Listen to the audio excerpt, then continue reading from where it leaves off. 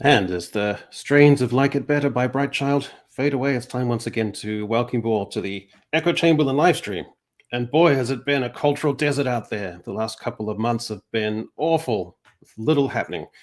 And YouTubers like myself and my guests have been at a loose end, drifting, not knowing what to do with themselves, their skills and roles and sense of place undermined, the culture unavailing. Anyway, my first guest was fly fishing on the banks of southern Illinois' Kincaid Lake, under a vast sweep of sky, tinged orange and streaked with violet in the nearing dusk. Glancing across, scarcely acknowledging the figure who had appeared at his side, he cast with the languid grace of a man reconciled to the past. His arm rose in a slow, deliberate arc, then snapped back in a flourish that made the line whisper through the air. After a spell, he narrowed his eyes and muttered, "I was wondering if the day would come when I would find you standing there." "It wasn't easy tracking you down," I murmured. "That was the idea," my first guest said. His wrist flicked forward, supple and precise, and the silken thread of his line danced out in elegant loops. "I'm sorry to disappoint you," he said, low but emphatic, "but I'm not the man you knew back in the days of The Rings of Power Season 1 and The Acolyte." I absorbed this with a droll half-smile and gazed out at the lake. "Ironheart is about to drop on streaming," I said. My first guest narrowed his eyes. A gust of wind ruffled the placid surface of the lake, stirred the reeds and long grass at the water's edge. "You old bastard," he said. "Okay, I'm in." Every time I'm out, they pull me back in. Hello, sir. How's things? America looks interesting these days. You could almost describe it as a slightly divided country. Just a little bit. It's mostly peaceful here, though. That's what I'm told. I don't know. Oddly enough, I think I'm part of a growing majority that's just tuning it all out. I hear that there's things happening somewhere, but then and I just don't care. And that I think may be very bad. I don't know. Yeah, I think I had a mental snap too, where I went from hyper extreme emotion, angst, anguish, and then it just snapped and I just don't care about anything anymore. Yeah, it's like weird little things are exciting me now. The other day, we were going to watch something on Netflix and we saw, their little rolling ads. And one of them, there was a title that sounded so stupid. My whole family was there. We're like, we have to watch that. The title of this movie is called K-Pop Demon Hunters. Excellent. And we thought, son of a, but we have to see what that's about. Like, obviously, that's the dumbest thing I've ever heard. And then we watched the trailer. And Friday, we're gonna watch K-Pop Demon Hunters because it actually looks kind of fun. It's like that low frame rate Spider-Verse style, and it looks like it knows it's dumb and is just leaning into the fun of it. And so that's the kind of stuff that I'm excited about right now. Just give me the K-pop. It's fine. I do like how a couple of months ago you went on Twitter/X and your post was, "I'm here, sort of under duress. I don't want to be here. This is low beneath me." And then a couple of months later, you're just streaming random content about gaming and stuff that is off the top of your head. That's what it's for. You got sucked in. I did. I have a timer on my phone so that I don't get sucked in too much because it's bad. Well, on to our second guest. I found him in a low-lit bar, tucked behind a fried chicken joint in the back streets of Itaewon, Seoul. The place was called Gold Tiger, though no sign said so, just a glinting brass tiger's head mounted above the door. The decor was a studied blend of old-world noir and new money ambition, the urbane glow of Korean minimalism and eclectic vintage posters.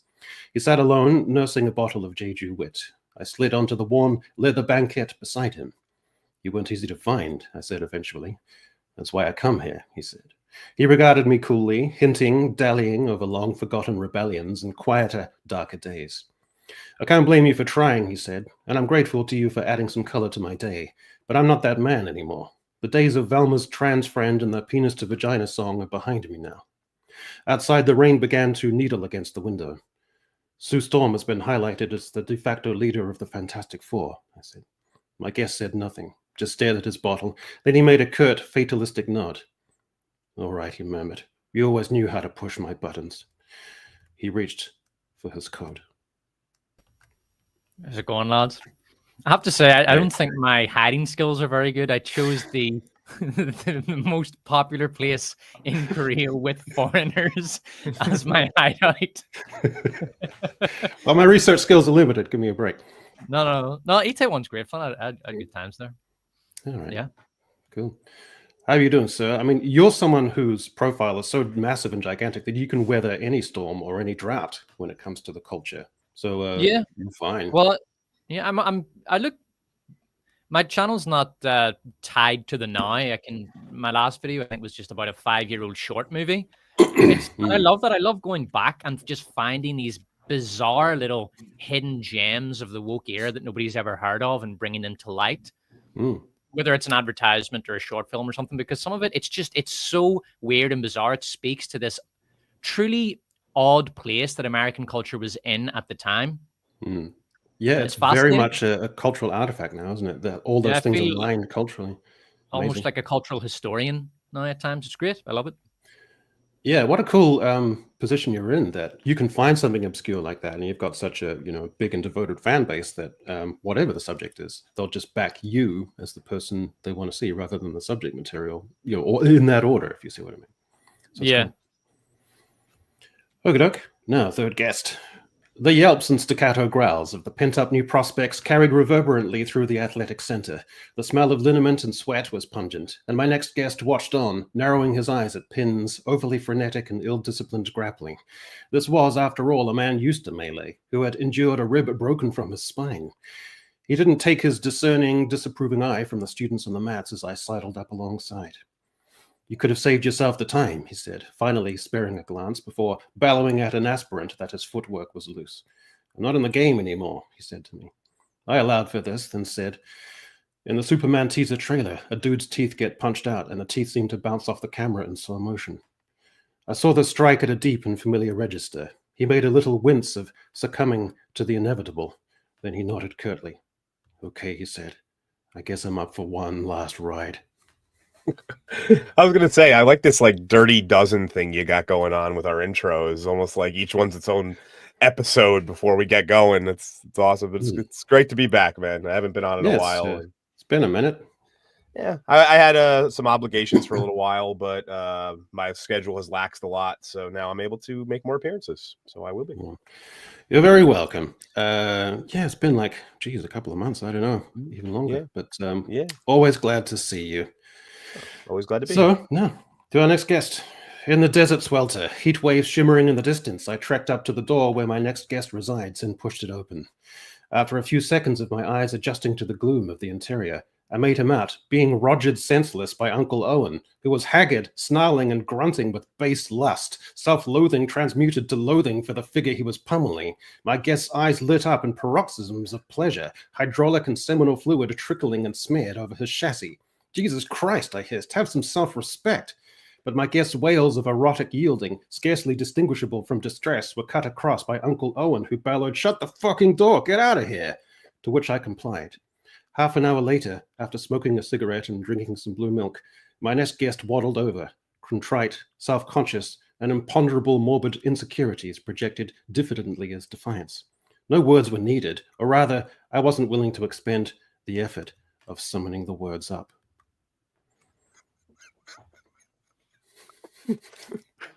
Oh, good evening, Echo. You truly are the master of astonishing introductions. Well, yeah, yours was a little different tonally, but, it's irresistible at the same time. Oh, absolutely. It's incredible. And on the subject of K-pop Demon Hunters, I watched and loved that trailer at the same time. Oh, that's great. Nice one. It was so bad, it looked incredible, so I instantly sent it to my youngest as any good dad would. It's like they know it's bad and they're getting into it. I'm pumped. That's great news. Well, thanks for staying up, Zee. I mean, there are a lot of Brits who would pussy out and not join us, but you're a hard man, but a fair man, and oh yes, we need you. And on to my final guest. I sent him a message on X saying, "Do you want to join the stream?" And he said, "Yeah, cool." That's Rico. Hey, so it's good to see you again. It's been I don't know, half a year since we had you on last time. Yeah. Always happy to come on. Always good to see you. The most accurate anybody has ever described Reaper and his interactions on a message. Yeah, why not? Well, shit, you're about to hit 100K subs, Reaper. Jeez, man. Am I? Yeah. What do I mean? Am I? Let me check. Yeah, check your so subs. Modest. I literally don't check my channel unless I'm posting a video. Oh yeah, 96,000. Hey. You kill me, man. Like, are your videos still getting demonetized because of swearing or whatnot? Oh yeah. Well, this is crazy. Just mute a couple of C words and you'll be making bundles of cash. I don't understand this. Yeah, but you give me Bella Ramsey and I spend about half the video just insulting her face.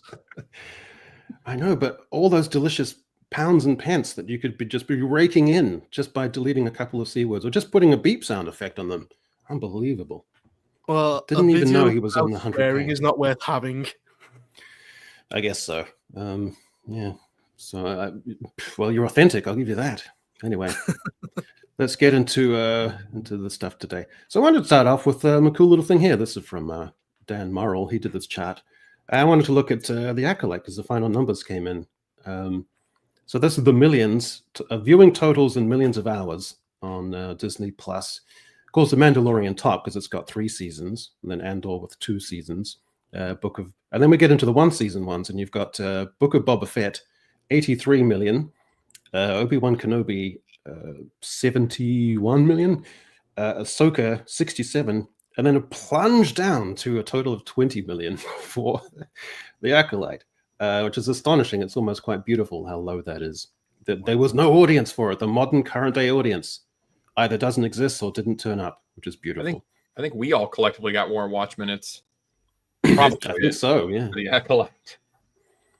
So I did a little research and I crunched the numbers and I looked for streaming shows with comparable around the 20 million mark. And they're not exactly spectacular. Cyberpunk Edge Runners, Warrior Nun, I don't know, that's not exactly a hit. And She-Ra, Princesses of Power. So these are the types of shows that is down in the basement with the Acolyte. I can't say that I couldn't put my hand on my heart and say that I've seen any of these shows, or that they were cultural phenomena, or that they had extremely high budgets. And some other ones I found were Heartbreak High, Hoops, It's Ball or Nothing, which is not the greatest pun or gag ever, and Killer Soup, an Indian detective drama involving mushroom drugs. So this is the tier that the Acolyte ended up on in terms of its rating and audiences. Yes, but I don't think any of these cost 230 million, did they? Probably not, no. Well, So maybe if you change it to rupees or whatever, ruples for India, maybe it's. But more importantly, that Indian guy looks like an Indian version of Joe Pesci. Yes, he does, actually, yeah. I wonder if he's 5'4". I feel a little nostalgic for the Acolyte now. It was just free money and free views, and I wonder if we'll never get anything like it again. Ironheart. Those were the days. Ironheart. Yeah, definitely. Ironheart was made relatively like the same. They were making it at relatively the same time as the Acolyte, so it probably has a very similar feel to it. Yeah. But the Acolyte, I mean, what's your record? I want to go through you guys for number of videos for one media product, because for the Acolyte I must have pushed out 6 videos just on that one show, and all of them were bangers in terms of numbers. What are your guys' records for one media product? 4 for Rings of Power season 2. I don't, but I do multiple episodes per per video, because I do the commercials in the middle. So had I known I was gonna do that originally with Acolyte, because that's where I made up the whole commercials to bust up, I would have busted it up more than I did. I only did 3 for Acolyte. Because Reaper, you can go episode by episode with something like The Last of Us, and you'll get like 20 minutes out of one episode for your videos, right? Yeah, pretty much. My first episode of The Last of Us, which was on time, got 200,000. Then the rest of them, which were about 4 weeks late, it didn't even get half of that. Yeah. Well, you've done Doctor Who episodes as well, and you'll do like a whole season of them, right? Yeah. So if it's 8 episodes, it's 8 episodes. Like Ironheart's going to be 6, so I'll get 6 out of it. Jesus. Well, we did all 8 episodes on the Brown Alliance, 2 hours each. That's 16 hours true. Wasted on that show. Yeah. Well, that's a different beast. Yeah, that's more of a cultural. That's more of a hangout. Yeah, maybe I should do episode by episode. I don't think I could do it, Greg. I don't feel my channel has enough weight and heft behind it that I could go episode by episode on Ironheart. I think my audience even knows what it is. No, I can't do it. And I also I can't go off the cuff. I got to write a whole script and edit and get in jokes and all that kind of stuff. I can't I'm jealous of like Disparu. I feel like I'm sure he writes some stuff, but I just feel like he is at his desk just talking about it and it draws me in. I can't do it like that. I think I had cool, 7 on the Acolyte. 7? Yeah, but you don't have to. And you don't have to do a good job. Shit, 4 of those was like a total of 8 hours or something between 4 of the videos. Like it was quite the marathon on that one. But I just couldn't stop reading the interviews with Leslie Headland, and I just had they to were spectacular, talk about all of it. Yeah, it was wonderful.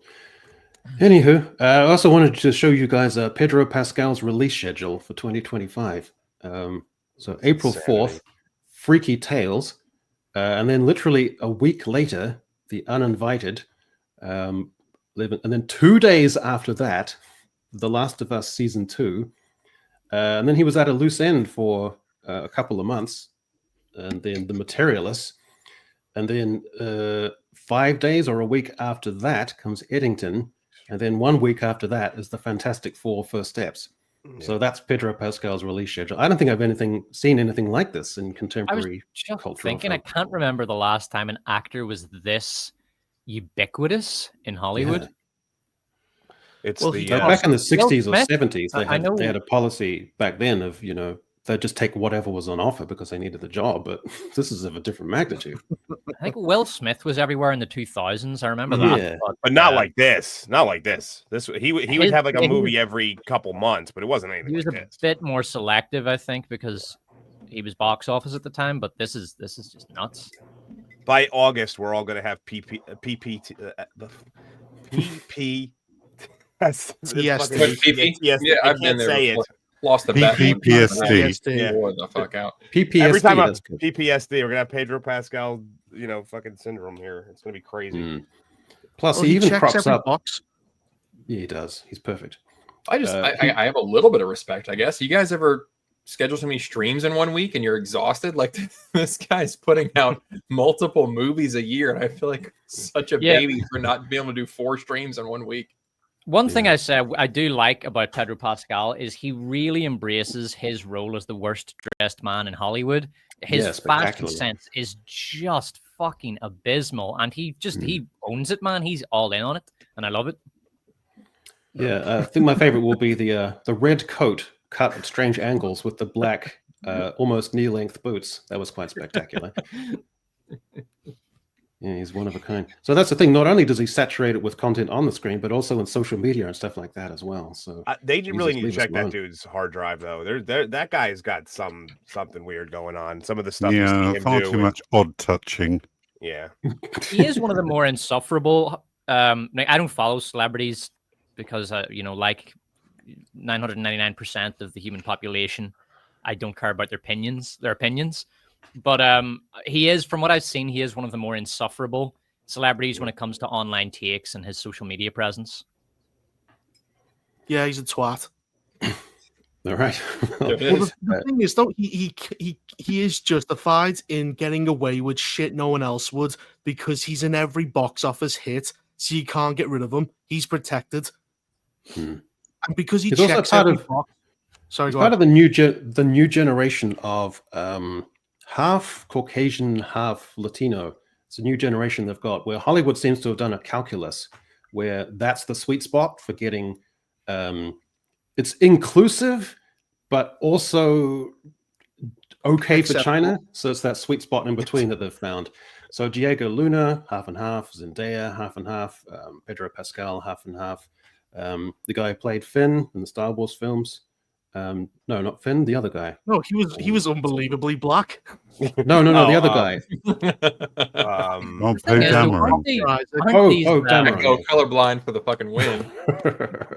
A lot of them would just be as European as me or Greg because the Spanish, the Italians, that's Southern Mediterranean. They're all European. They just have darker skin. They're swarthier. But they're recorded on the census as non-white. Right. So yeah, that seems to be their sweet spot. Anywho, Ironheart. So finally, the cultural drought is going to end. Man, it's been hard yakka out there, to use a Kiwi phrase, about making videos. God. But this is going to be the great redemption, for me at least. Do you know how I imagine these? I imagine these like YouTubers are sort of like starving hyenas and vultures and carrion animals. And every now and again, Netflix or Disney or somebody just washes up this giant whale on the beach, and the YouTube carrion just descend on this giant free meal. That's what Ironheart is. Yeah. Oh yeah, definitely. I mean, the best part about her is that she checks every box. Basically, she's like 15-year-old black genius, bisexual, everything. And then they're gonna have the drag queen in there. She's doing magic. Everybody's I totally agree. I swear, if I was the showrunner for this show, I would say, lads, we are going all in on woke. We're gonna make this the wokest in your face shit. We're going to rub the viewers' nose in it. We're gonna drive it down their throat. I would just go all in. Because this might be it, though. You can't. Well, that's my question. Is this the last huge spasm of woke? Is this the last of those gigantic? Well, the last big one, and you actually predicted this, Echo. So did I, to be fair. Snow White, we said, would be the swan song of the woke era. And I think that's true. It was the last massive budget sort of woke made for the modern audience bonanza. This, I think, I would call this the sort of the fume. Aftershock. Like the aftershock. The main shite is out of the boils, and this is just a dingleberry. Yeah, they've been holding on for 2.5 years. Yeah, that's true. But there wouldn't be anything of the scale and magnitude and severity and purity of wokeness and identity politics nonsense after this. This has to be that last aftershock little spasm. I don't think so. I think Fantastic Four is going to take the prize for that this year. There's one that is still in the hopper, so to say. It is when they finally pull the trigger on a Miles Morales movie. That is going to be a cultural moment. Now, that's going to be a cultural moment because it's going to cause all of the arguments that we've heard to be brought up again. He's not Spider-Man. He is Spider-Man. Yeah.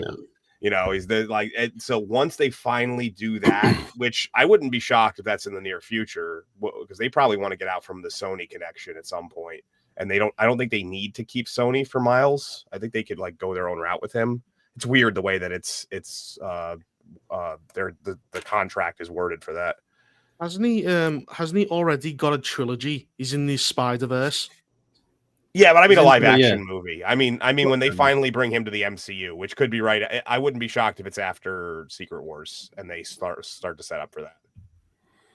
Let's just go through the yeah, go ahead. No, I mean, I'm a little sad to see it end. I mean, as someone who me too. Who's part of my income relies on this kind of crap that I just make fun of. It's there's the Ray movie not happening. That kind of hurt my feelings a little bit because I just it was too easy. Now I got to work for it. This sucks. You sound like a reporter going, I'm sad the war's coming to an end. I enjoyed the bloodshed. I enjoyed the violence. I enjoyed the views. The bombings. Oh, it's all coming to an end. How sad. Don't worry, Greg. There's always another war. Always. The military-industrial complex never stops churning. The CIA never go to sleep. War never changes. I wouldn't be surprised if there's one very soon. Yeah. As we're speaking, there might be a World War III breaking out. But I feel like a politician, like a prime minister or a president who's lost most of their majority, and they don't have the heft to be able to pass legislation that much anymore, and so doing anything feels really difficult. I just feel a kind of lethargy that set in. Right, this engine that I've got that's not quite turning properly when making these videos anymore. So, God bless Ironheart. Thank you so much.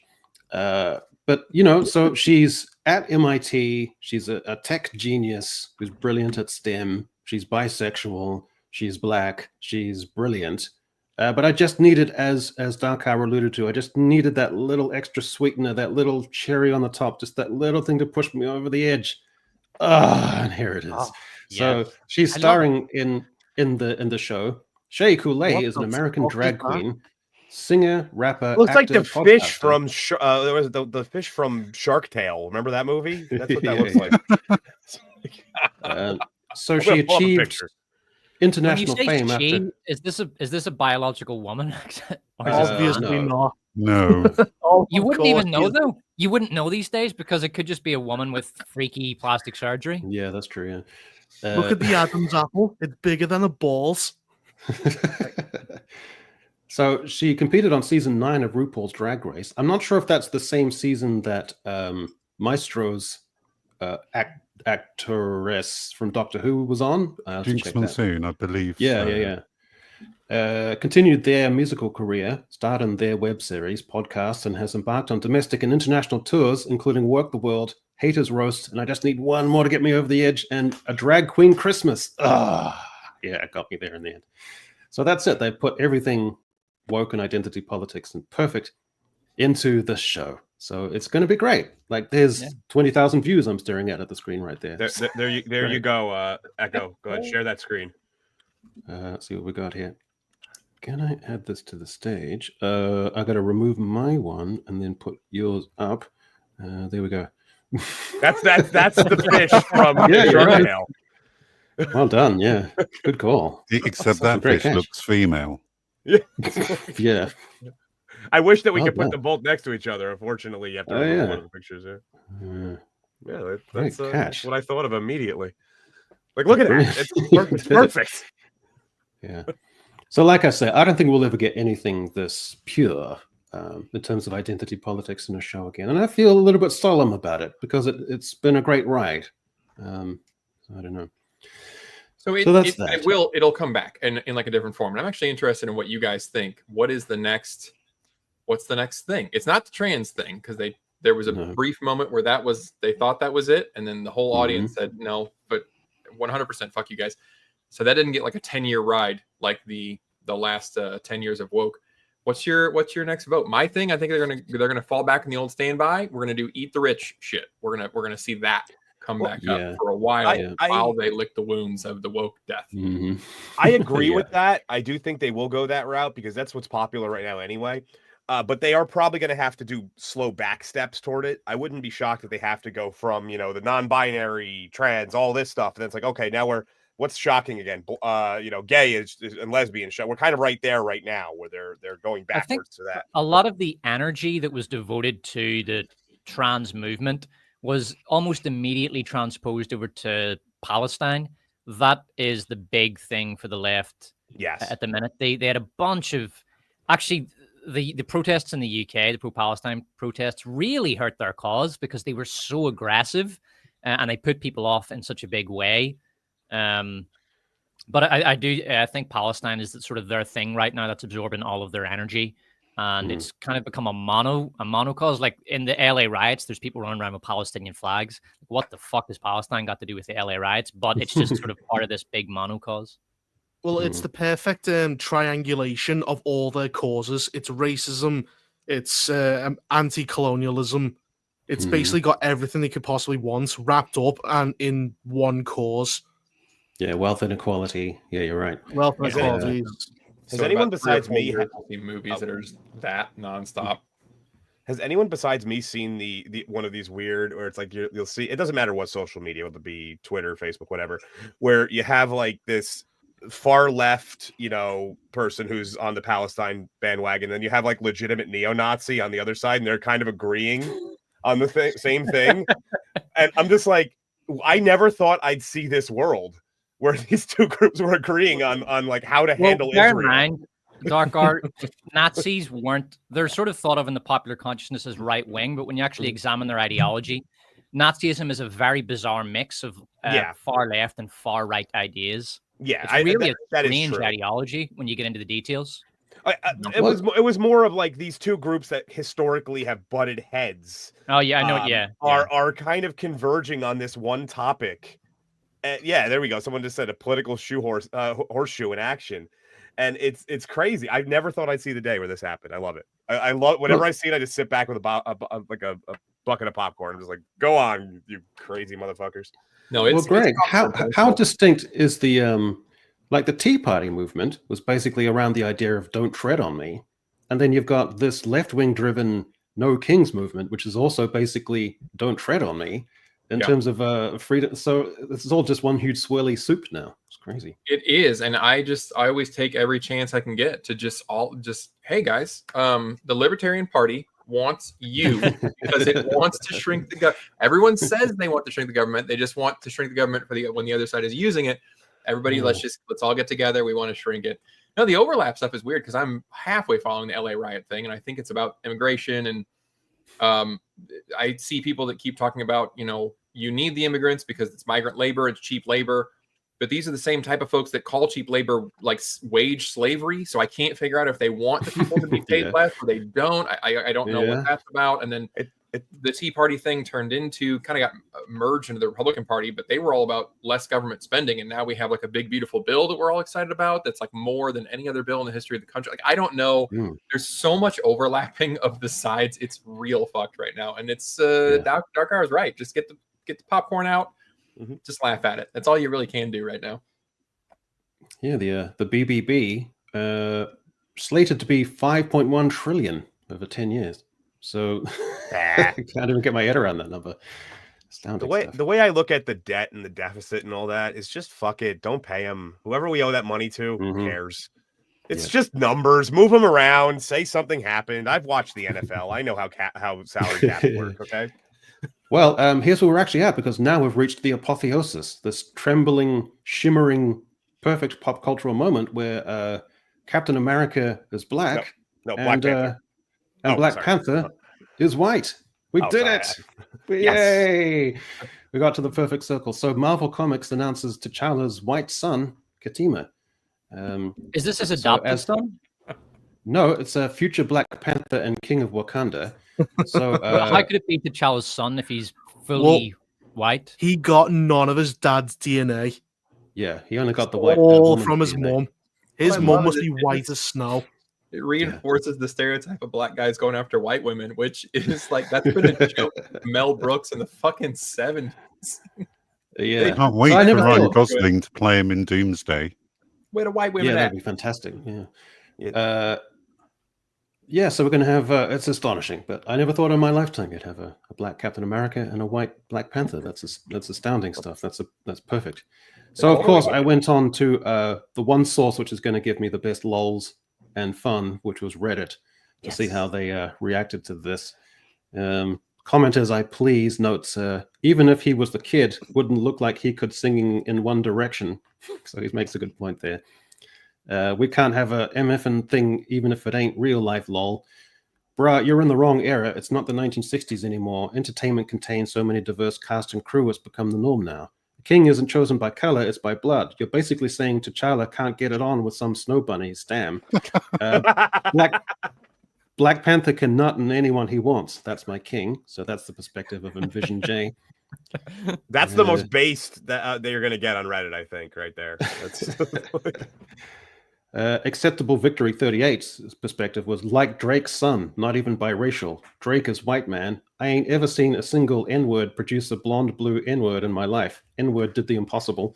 So that was Acceptable Victory's perspective.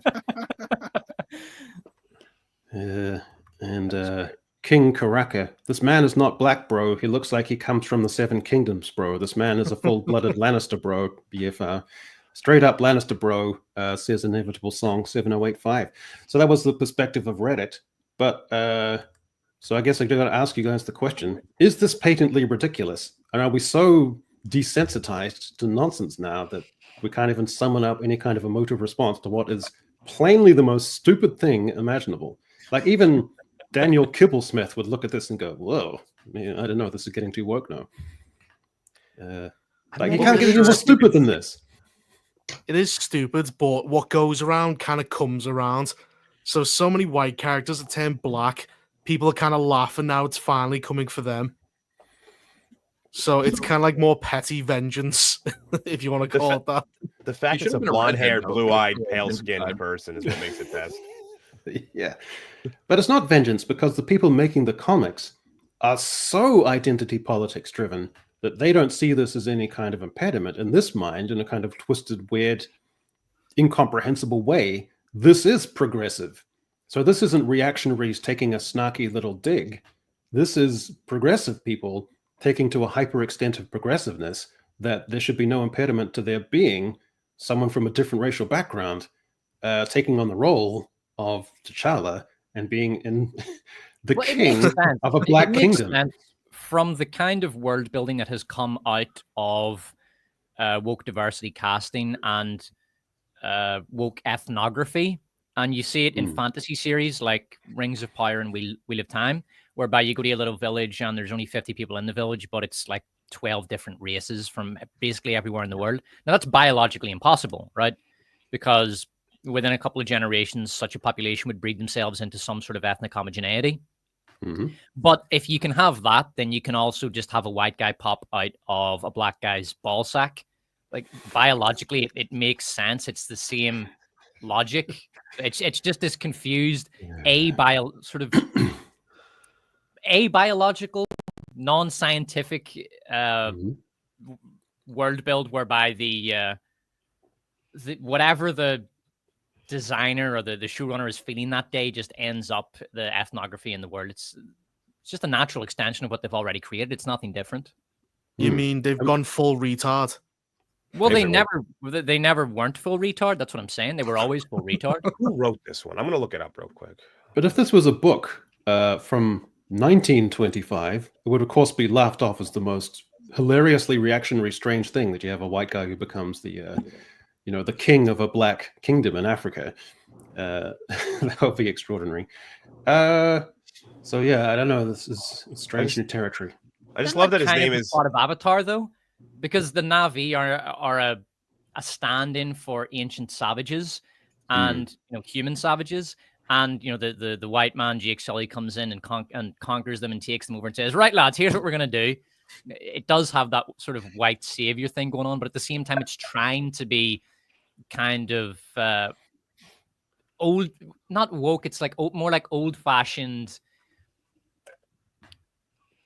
Greenpeace leftism. Avatar.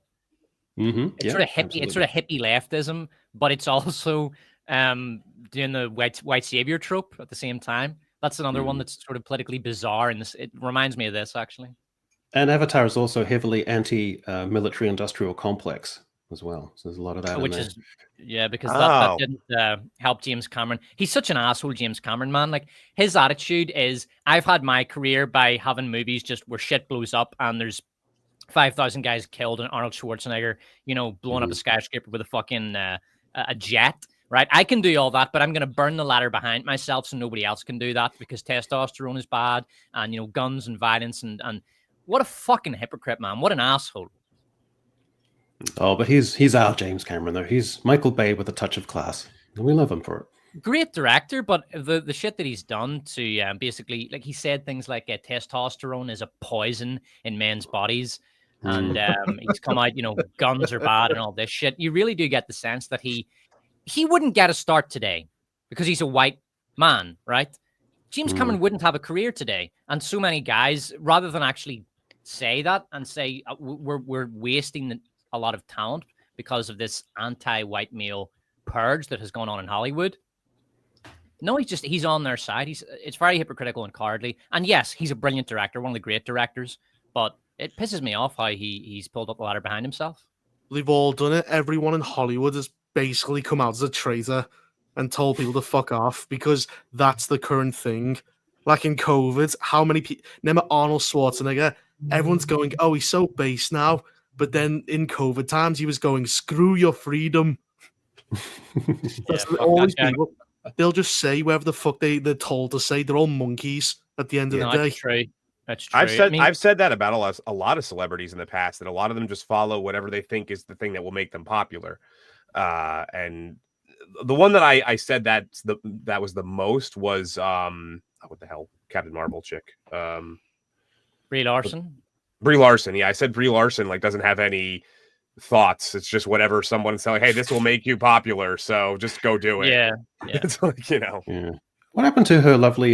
She had a little podcast streaming series. Yeah, she had that YouTube channel where she loved Nintendos and did some exercising. Yeah, and she did that thing which every female YouTuber podcast has to do, where they pretend they've just arrived and their hair is a mess and they haven't really done their makeup, and they just pretend that they've just arrived like that, and they're all very natural. Like there was a schedule that someone else was keeping, and they didn't turn the camera on themselves, and So anyway, that's it's the beautiful situation. My favorite thing is his name, by the way, Katima. Like that dude's name is Brett. I don't care what you say. or Chad, yeah, or Chad, or Steven. I'm feeling Chet. I'm really feeling Chet. Can Timothée Chalamet play him as well? Like in the MCU, can he just be like a different dimension White Panther, or what? He looks like he's the star high school quarterback who's about to throw a pass, and he walks in slow motion down the. There's probably a lot of like gay fantasy involved here as well. I'm serious. Probably. I'm serious. I would guess. Yeah, you might be right. Soft porn for the gay designers. Yeah, I think you could be on. You could be right there. Yeah. Okay. Surprised they didn't call it ketamine. So I'm going to try and fix Doctor Who, because Reaper, you've been making some Doctor Who vids, right? Yeah, a few, but then I kind of dipped out because it was just unbearable. Yeah. So I'm trying to lift this IP from its squalid state and try and rehabilitate it by introducing some new doctors. And Chat, you're involved as well. So Chat, you can basically just give like a number from 1 to 10 if you think the prospective people I put on would be suitable as the Doctor. So I'll give you a pitch, and then everyone can give their views, but this is particularly for Zee and Reaper as Brits, and it's their cultural institution. So I'll go through, and I'll give you suggestions. Here we go. All right. Martin Freeman, beloved as Tim in The Office, one of the greatest sitcoms of all time, Martin Freeman could be a cross-generational choice. Appreciated by moms and dads, familiar to teens who grew up seeing him as Bilbo Baggins, which showcased his charisma and draw on a large scale, and cast him as a sympathetic and likable persona in a fantasy genre, and quickly endearing him to younger children. He would evoke Peter Troughton, the second Doctor, as slightly smaller and with a similar characteristic benign scowl of concentration, certain fastidiousness and busy manner, but with a little gravitas too. He would be both a safe pair of hands and something of a pleasantly large-scale proposition. Give him an eccentric outfit, an affectation or two, bish bash bosh, bibbity bob, a surefire hit, and ratings restorer. Martin Freeman has Doctor Who. Well, anything's better than what we got. But true. This was out of 10, right? I'd say he's not eccentric enough. He's a bit too flat, his performance. Especially when you see like Bilbo Baggins, he's quite like monotone. I don't think he brings the high energy the Doctor needs. But I would say go back to the Madman in a Box format with Matt's sort of Matt Smith sort of actor. Yeah, I could like. I don't know if you guys have seen Breeders, but he was fucking hilarious in that show. But it's like a dry, sarcastic humor. It's not so British. Yeah. But don't you, as a contrast to Shooty, don't you want to pull it back and make him a little bit more, so he gets more of like a drama sci-fi, You want to ground him a little bit. Yeah, I mean, you could put an eccentric costume on him, and that Peter Troughton like scowling look that Peter Troughton had the second Doctor, that kind of vibe. What do you think? Troughton. Yeah, Patrick Troughton. Yeah. It also depends on his companion. Like, how would you balance him out if he's not going to be as a high energy? So, what do you think his companion would be like to complement him? Young, high energy. So then you get a nice balance where he's a little bit, a little bit of side eye about the antics of the young companion who doesn't quite understand, and he's a bit more fastidious and interested in the sci-fi elements. So that would be the nice combination. Rating out of 10. Brits? Well, I'm going to give that a 6. 6. Okay. Yeah, 6.5. Mostly because of the actor choice. I would have picked somebody else. Well, we've got some other nominations. So 6 and a 7. That's not too bad. I mean, it's better than Shooty. Like, let's just start off with a baseline. What was Shooty out of 10? 0. Minus 10. Yeah, he was not the Doctor. He was Shooty Gatwa. He was running around in a dress, screaming and crying every episode. I mean, that's dead. That killed the show. True. Absolutely. I mean, the Doctor is supposed to embody all the people that he's been before he regenerated. And whereas this Doctor didn't seem anything like any of the Doctors, and it was so alien when you're watching him. Which is ironic because he is an alien. Yeah. That is actually true, though, Zee. A lot of times, I mean, I didn't watch too much Doctor Who, but every time they transitioned to a different, actor, there was always like a period where they had to adjust, and they would kind of still have the traits of the previous one, even obviously the costume, but even have the trait, and then slowly break into their own traits. So I agree with you on that he didn't have anything like that. Well, what if the Americans, etc. What if the companion was Benedict Cumberbatch, and then do like a Sherlock reboot? Yeah. That's not bad. So, Greg, what would you give out of 10? I mean, Bilbo Baggins, like a big screen charisma and potential. He can do it. He can bring a little bit energy there. I'm seeing some folks give it the old IGN 7. I think I'd agree with that. I know I'm not a big Doctor Who fan, but I do know that he has a little more energy, which is kind of what stands out about Doctor Who as opposed to all the other British comedies. So I don't know that he can bring that, and he might be seen as boring because of it. Yeah, I don't know, but like people who remember him from The Office, you're going to have parents sitting down with their kids. He's a familiar face, a good set of hands. DarkHour, out of 10? I'm probably in the same like 6-7 range, only because I agree he definitely would. I do think it's actually would be important to bring it back down, away from what it was. It was so out there at this point that you gotta bring it back to center somehow. That he could be a good actor for that specifically, but I almost see it as being like an Eccleston thing where he'd do a very short stint just to kind of right the ship and then and then go away. That's a good idea. All right. So anyway, here we go. Dan Stevens. He has played Sir Lancelot and Charles Dickens, showing an aptitude for classic British fare and aesthetics, and also an X-Men related drama FX series Legion to show his sci-fi chops. He would provide an edgier, more pronouncedly masculine, capricious quality, a bit more on the Christopher Eccleston side, more daring, kinetic, and would add a sense of excitement and a grown-up sensibility. Dan Stevens as Doctor Who. Interesting. I mean, I've only actually seen him in Downton Abbey, so yep, that's fine. I have no idea about his range. Yeah, so he can do the old, certainly the old, Charles Dickens. Yeah, exactly. Charles Dickens and Lancelot stuff. He's done a little bit of X-Men related stuff, so he can do sci-fi. He's going to have that energy. It's going to be, kinetic, like I said, that Christopher Eccleston vibe, a bit more masculine, a bit more sharp-edged. Could bring a whole new audience, plus ground it as well, and make it a little bit serious. What do you think? I haven't seen him in anything. How serious can he get? Because the Doctor has moments where he's like quite ruthless. Yeah, well, doesn't this guy give off a kind of ruthless vibe? Like he's not. You're not going. I feel so scared right now. But he's not going to be the kind of Doctor who's like empathy plus. He's going to be a bit more detached. He's going to be interested in less interested in his companions who kind of tag along behind. You know what I mean?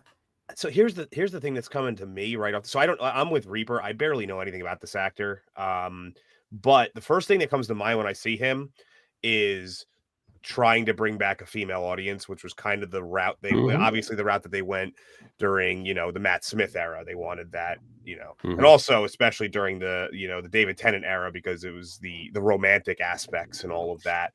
And I have a feeling that's the route they would end up going. The writing, not necessarily him specifically wanting to do it, but the writing would try to go with someone young and, in the classically attractive male kind of role. Right. So yeah, kind of Matt Smith vibes a little bit. Yeah, so Matt chat, Smith. I need a number out of 10, chat. I need a number out of 10 for my Brits. I haven't seen him in anything, so I don't know his performance. So just on this one picture, I'd say 5. All right. Fine. Yeah, hasn't really got the devastatingly handsome look. Great. I think if you're going to go with that, you really need someone like Taron Egerton or Tom Hiddleston. Yeah. Fair enough. All right, scores. Zee? I'm going to give it a 6 as well. Okay, fine. All right, Greg, as an American, you're second tier in terms of your numbers. Yeah, that's true. I've only ever seen him in Downton, so I mean that's guaranteed female audience for a few episodes, which would boost the ratings. But I don't know if he can bring the. I don't know. I've ever seen him do like levity, like the Doctor would need. So I got the 5. Shame we don't have Amelia Bedelia in the chat. I can really value her opinion. Okay, moving on. I'm going to go with, okay, so now we have Richard Oyadaway. Oyadaway was president of the Footlights Club whilst a student at Cambridge, so he comes from good British comedic entertainment stock. Oyadaway has frequently appeared on panel shows like QI and 9 out of 10 Cats, and served as a team captain on Was It Something I Said? He presented the factual shows Gadget Man, its spin-off Travel Man, and the revival of The Crystal Maze. He would provide a quirky, offbeat Doctor, the eccentricity that is a key part of the DNA of the character, oftentimes abstracted, oblivious, or supercilious, or amusingly heedless of typical responses and queries, more interested in phenomena than people, and his clothing and general look is already halfway toward the Doctor Who aesthetic. So Richard Oyadaway as the Doctor. He's been a favourite fan casting for quite some time now, and every time Regeneration comes up, his name has always been floated around. I think he'd make a good Doctor, but I'd like him to play it straight, not as a comedic role. I would like to see. I mean, like he's a Doctor who's more interested in phenomena than he is in people. Like he's attracted to anomalies and stuff like that, and often disregards the people around him. I think that'd be a nice way to ground like that and play it straight. Yeah, he's halfway to the aesthetic already. Like that wardrobe almost could work as the Doctor. This picture looks like it was a promo taken exactly to test. Like I think from a looks perspective, I would go with a 10. I've seen him in a couple of things, and I've only ever seen him as a quirky comedic, so I don't know if he could play the straight and more serious aspects. But yeah, I mean, just from a looks perspective, it looks really good. Yeah, you'd have to really tie into the fact that he was autistic and he had no interest in people. Yeah. You could push that. I think it'd be great. Yeah, you need like a companion to really bring the empathy, bring the humanity to the character. Yeah, exactly. Yeah, that'd be the right balance. But I could see this guy coming out of the TARDIS, and I could see him in Radio Times promos. It'd be an easy, like this would be like a guaranteed one, I reckon. And it'd get lots of positive buzz. It'd be shooty except done right. In terms of diversity and all that. So scores and chat. I need scores as well. I think this one's going to be positive in the chat. I'm going to give him an 8 for sure. I like Richard Ayoade. I think he's great panelist and presenter and a good actor. So I think he'd fit the role just fine. Yeah, I'd give him a 7. I think mostly because where we are now with Doctor Who, I think you see more diversity and you go, oh no, you're more safe to go back with a white guy. But if it wasn't because of Shudigawa, I'd give him an 8. Yeah. All right. Well, Despot, you're essentially Brit. So what's your thoughts? Technically British. The Doctor? Yeah. I never watched Doctor Who prior to Shudigawa, and I only watched the Shudigawa stuff for my channel, so I'm probably of all the people on this panel, I'm the least qualified to say who Doctor Who should be. But yeah, I mean, I'm not emotionally attached to the franchise in any way, but he does look as if he has that kind of twee quality about him, which might work well. All right. Yeah. Go ahead, Greg. No, you got.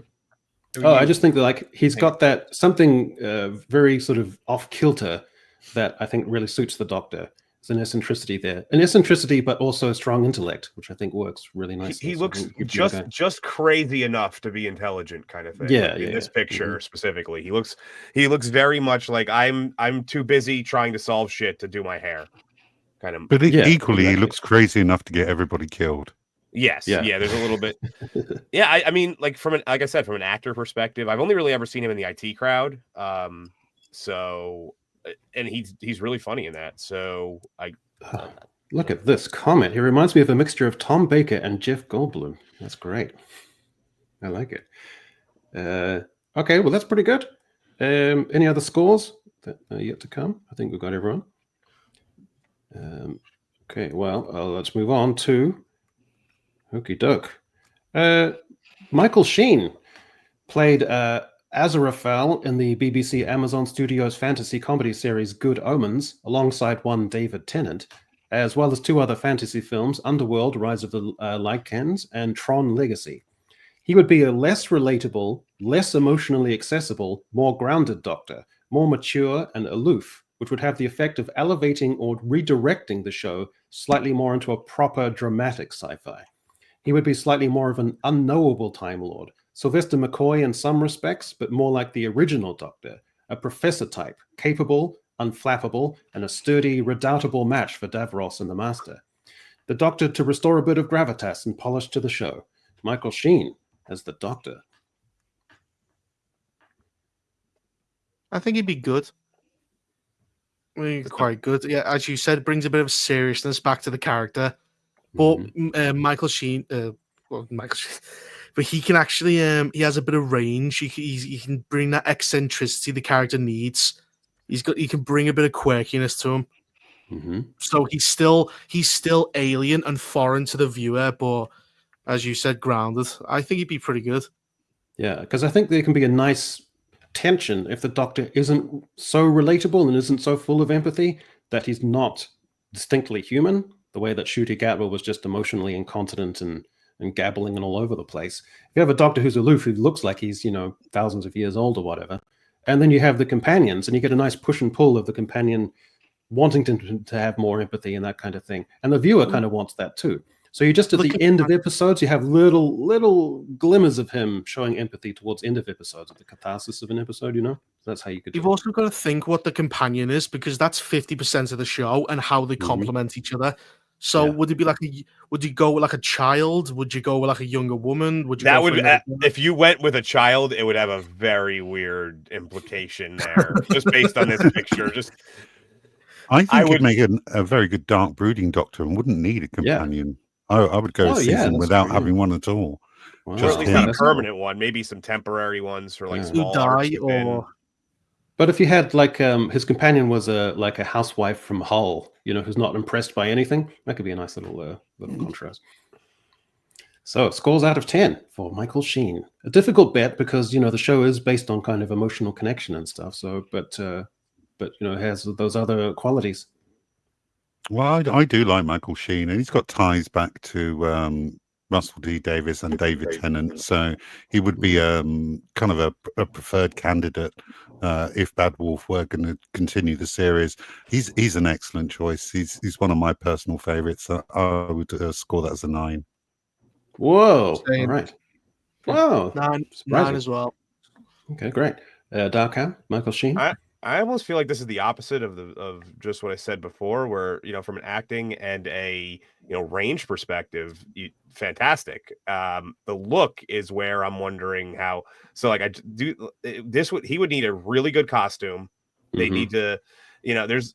It's probably more in like this. Everything's kind of landing in the 7 range for me. It sucks that I have to keep doing that, but yeah, I think if done right, that score could go up though. It's just a matter. There's a lot of things would have to go right in this one though. You can't really fall back on the old, the old tropes, so to say, that they've used for the last few decades.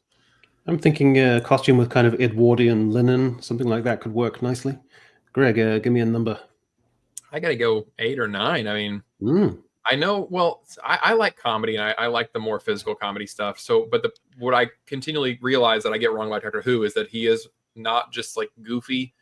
You guys keep saying that, like, oh, they're not serious enough, whatever. And I like this idea that you're talking about. This guy looks like if you said Michael Sheen is 3,000 years old, I'd be like, yeah, I could see it. He looks like he's seen some shit. He's seen a lot of stuff, but could also just be a little irreverent from time to time. I think he would be really, really good. This kind of gives off like the War Doctor vibes from which was it, the 50th anniversary or whatever. Like the general look, the rugged look of him kind of gives it off a little bit more like that. Okay, and now let's try Stephen Merchant, co-writer of The Office and Extras, and then on his own for 3-season show Outlaws. Stephen Merchant would bring a wealth of small screen experience and instincts as writer and actor. More than that, he would bring a quintessentially eccentric Britishness, cardigans or long scarves or other affectations. He would be a Doctor who was very much a boffin, preoccupied with the sonic screwdriver, alien technology, but often pushing his curiosity a step too far and causing all sorts of conundrums. his rapid-fire articulation of tech and sci-fi gobbledygook would come alive, and he would be the Doctor that, when confronted with a stony-faced, menacing baddie, would gabble tensely, amusingly faltering with doomed insouciance to strike up a rapport or make the baddie see reason, while his companions tensely tug at his sleeve. A kind of sci-fi Tom Bombadil, the Doctor that would often be talking around a subject and be distracted by the wrong thing.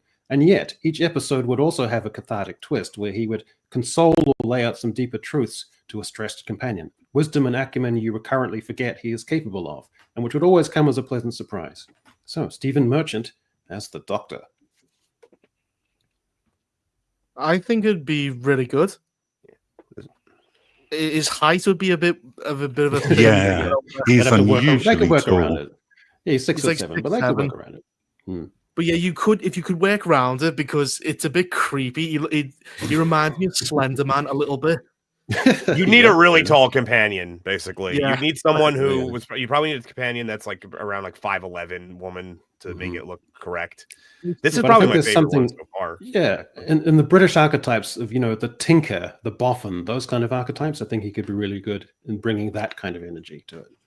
A real old-fashioned nerdy kind of Doctor. Yeah, a very Matt Smith. You get out of him very good vibes. I think he'd be an excellent choice. I just don't know. I say it's who's his companion, because that is 50% of the show. Well, the companion would be stauncher and more grounded, almost kind of like, what's the name of like Penny to Inspector Gadget? That dynamic. It'll be that kind of thing. Like fixing the problems behind the scenes. Yeah, kind of thing. yeah, that kind of thing. A little bit of that. I think it's a great choice. Yeah, so he'd have to be a little bit more the eccentric, messing things up on accident kind of thing is what you're saying. Which kind of that plays pretty well with being like long and lanky, and the people who are tall usually accidentally knock things over because they're just not aware of how far it is from their body. But I think cross-generationally, this would be a ratings bonanza. Everyone would love it. It'd be good vibes. I mean, he's a solid choice, but I think he'd have to drop the accent. Yeah, it's a little too, what is it? Bristol? Yeah. Maybe. I think you're probably right about that. I don't think people care about the accents. I mean, we just got Shuti Gatwa, who's some weird Nigerian Scottish hybrid. Yeah, I think we're fine with Bristol. You love it, babes. So surprisingly, Michael Sheen, the runner, and one more option, Pedro Pascal, bringing quality and distinction and pedigree to the role of Doctor Who. So thoughts? Give me a number. So he just mumble his way through all scenes. He'd have an accent for the very first episode and drop it by the second episode. Yeah, I guess. -73 from Black Star. That's a curious number. -100 from Scooter Type. I would love to see this just for the cultural meltdown. But that's the the sadist in me coming out. I think it's too late. It's too late. Nobody cares about Doctor Who. Like, Billie Piper has come back for the next Doctor, and nobody gives a shit. She didn't even look like she knew she was coming back in that scene. It was filmed perfectly. She was it almost looked like she was surprised that she was there herself. Like, nobody, like, is she the companion? Is she Bad Wolf? Is she just a Doctor who looks like her? Nobody cares because it's fucked. Yeah, they honestly, what they really need to do with the IP is they need to ice it for 10 years, to try to revive it. How long would it take, though, in all seriousness? Because I was thinking, so for reference, 5 years ago was basically COVID, right? Mm-hmm. I don't think 5 years would be long enough for the stink of Shuti Gatwa's Doctor Who to leave the room. I think you need a good decade. Like, what do you think? That's I disagree. Ice it for 10 years minimum. I think that's pretty much. Yeah. No, I disagree. I think we live in a time where just things move so quickly and rapidly that things that shock us and seem like they're going to shock us for a long time, we forget about them and move over them so quickly. I think you could just do a year at most and then bring in a Michael Sheen, and the system would just go back. A year's too close. I think what you could do is you could say 3 or 4. But you build it up as a big event and go, this is Doctor Who, and then you really come out. I think you could do it. I also think that collectively we're going to just try to forget all this shit And so like the shooty doctor has the good fortune of being wrapped up in all of this end of woke tail end shit, and everybody's just going to pretend like it didn't happen. In 5 years, it'll seem like it is a decade ago. Well, what if BBC came out and went, all those doctors you hate are no longer canon? Would you come back? That'd be great. That would be hilarious, actually, if they did like if it's wrapped in a coherent storyline. A reverse Lucasfilms, be like, all the stuff we did recently doesn't count. We're bringing back the old stuff. If you did that, but if they genuinely did that and said, fucking Luke Skywalker didn't kill himself, would you watch the next one? Well, I think no, because of all the stuff that Mark Hamill has done to his person. So I think that would kill that. Recasting him, he's gone. It's a new trilogy. We killed Mark Hamill for you guys. Don't worry, he's we murdered him with a pickaxe to the back of the head, like Trotsky. All right, so now we're going to do film projections. So we'll bring up the films on the screen, and the panel has to decide if it's going to be a bomb or a success. And the first one is going to be 28 Years Later. Greg, you're in charge while I go to the bathroom. No, Despot, you can lead us off. So, just like that. Fuck. I have been usurped. Hold on, let me, Greg. I'm going to pull up the budgets here. Just take us through this while I'm grabbing. 75 million. So, is it just success? Is it just bomb? Like blockbuster, or are we also doing that whole like at least it breaks even kind of thing as well? Yeah, because we're going to talk about budgets. So we need. So 75 million is 28 years later, and just tells, I mean, what you think it's sort of ballpark. 2.5x would be the break even. So does it break even? Does it not? Does it smash? You know, Greg, what do you think? I think this is going to break even. 75 is not that bad. It's a nice mid-range, mid-budget film, and you've got a lot of kind of cult following that's been gathering over the years. I mean, what 28 Days Later was 20 years ago, right? Like it was.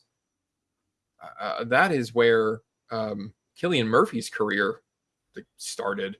I think this one's gonna be like a word of mouth. It's gonna gather a lot of power, and I think this one's gonna break even and go a little bit over. Yeah, I think this one crushes. It could do 300 million. Final Destination Bloodlines made almost $300 million, and it's similar in that it's an old horror IP that's been gone for a long time, and they've brought it back. So that bodes well for 28 years later. And also the trailers just look fucking great. There's so much hype. There's so much buzz for this. I think this, and it's Danny Boyle. So I think this thing goes possibly close to $300 million, but it's an easy win. I agree with that 100%. I was going to point out when a movie like Final Destination comes out and like no one even knows it's coming out and does so well, this one, when they first started the marketing, it was very slow. It was just logos, very small thing. They did a very slow build, and now which is good, which makes sense for this kind of IP. And I do believe that this is going to, I think in that 300 to 350 million range is probably where it's going to land. Who knows? If it's really good, it could go even higher. Zee Threepio. I think this is going to be a resounding success. I think it's going to be about 250, 300 million. It's the closing film in the trilogy. I think the interest is going to surge again. It's such a low budget. It can't really not do well. Yeah, true. Reaper? It's 2.5 of 70 million. Well, that's 175 million. It doesn't even need 300 million to make money. Yeah, it needs like 250. It's massive profit. But it's going to clear that. As you said with Final Destination, 300 million. The only thing that might suck the oxygen out the room is that it's coming out at a very heavy period of movies. Because like in 2 weeks, you've got Superman. You've got Jurassic World in the 2nd of July. Sometimes that works in its advantage, though. Sometimes if there's multiple good movies, people will do those. Hey, let's go see a couple. It's kind of piggybacking, and it can if you can piggyback on a low budget, which I think might be to its advantage. Yeah. What isn't this a two-parter? 20 years later, Yeah. because Is yeah, it? so it's the 70 million. Yeah, there's a sequel coming out called The Bone Temple, and it's Mhm. filmed by Nia DaCosta, who did I do not know the what the Marvels. fuck Danny Boyle was thinking. Like, what? Because he's the executive producer. What the fuck? Why did they hire her? Cheap, probably to keep the cost down. I suppose Well, so. she did. But, I mean, She I did would have fucking Candyman. directed. I would have directed it for less than Nia DaCosta, and I would have done a better job because I'm not fucking Nia DaCosta. Well, Candyman true. was okay, you know. I think this is Was going to do gangbusters because people have a lot of goodwill for this. Horror and sci-fi genres are really, popular now. They're surefire bets. The only thing that could, take the oxygen out of it is I don't think two-parters, people really respond to that very well because I feel they're getting a little shortchanged. They're going to see the first half of something. Yeah. Especially when they It don't comes put out it in marketing January material. 6th. It comes out January January 6th 6th, next year in kind of a dead month. Which Well, no, can that's work to advantage. January is traditionally horror month for some weird reason. I don't quite know why, but It's a that's the little dumping space ground. they have for it. A lot of the movies that were supposed to come out at Halloween, like the premium horror movies, that's the sort of A grade, low budget horror shit comes out at Halloween, and the stuff that didn't make the Halloween cut just gets dumped into January. Yeah. Is Okay, the 70 million? Sorry, is the 70 million for both movies or just for this? Because they filmed them back to back to save costs. So I Probably think. Sorry, go on. I was gonna say it's probably only this though because let me check. Hold on. Yeah, because you got to pay Nia DaCosta to do the sequel. No, because they haven't. They wouldn't have finished post production on the second one, so the cost for that wouldn't be out yet. No, yeah. Usually it says the like in big quotations or something or like parentheses. It'll say like for both movies. It doesn't say that on any of the ones I'm seeing here. So I really hope it has the signature tune, that guitar-driven thing where the same riff just lurches over different chords. But I hope that they don't modernize it and have gigantic pounding, driving wall-to-wall synths underneath that riff. That would be really a pain. Okay, well that's that. Ilya, I saw a little sample of this and I thought it looked really sweet. I thought they've got the movements of the kid especially and the kind of dynamic interplay and movements of the characters look really kind of charming. It might turn out to be a bunch of identity politics bollocks, but I think just from that perspective, it looked all right. It's a strange pitch. I don't know who the massive audience is going to be, but I don't know. My soul isn't entirely destroyed that I can't look upon this and think it could be nice. kids love space and aliens. This cost $300 million. Really? Yeah. How much? 300 million. Okay, there's no way this is going to turn a profit. Million. I'm not even gonna try to justify it with like kids love space or anything like that. This might be an okay little kids movie. This thing is going to be one of the biggest bombs of the year. Wow. Yeah, I think so as well. I mean, Pixar have really fallen off the cliff in recent years. I think the last Pixar movie I actually enjoyed was Coco. Quite like Soul. I thought that was nice. If you told me this was 200, I still would have said it would have. Yeah. 300 is insane. Greg is our resident Pixar expert. So Greg, what do you think? So I was talking to my wife about some of these, going over the list, and she relayed to me a story. My 11-year-old, I think, she asked him about it, and he said, "Oh yeah, I saw the trailer. It looks like that other movie, The Strange Place, Strange Planet, Strange something, fucking Strange World." Strange World, yeah. In his mind, that's and he was just like, yeah, it kind of looked like that with the little blobby thing. So, and he's not excited about it at all. Pixar has become kind of a parody of itself. Like it's everything is so curvy. It's like they're allergic to geometric shapes. And angles of any kind. It's so soft looking. It's so, and this one, this is my tinfoil hat moment, but I do believe that originally the plot of this was about him being like, I'm mistaken as the ambassador of Earth, and I think that all the other aliens were going to convince him that humans bad, we're so terrible because we're bigots and blah blah blah. That was the plot of the movie. Because the trailer came out years ago and then it went silent, and I think they retooled a lot of it. So I think not only is this movie going to feel like a couple of movies smashed together the way Elemental did, but also the art style is tired. It looks simultaneously juvenile and also trying to appeal to middle-aged white women.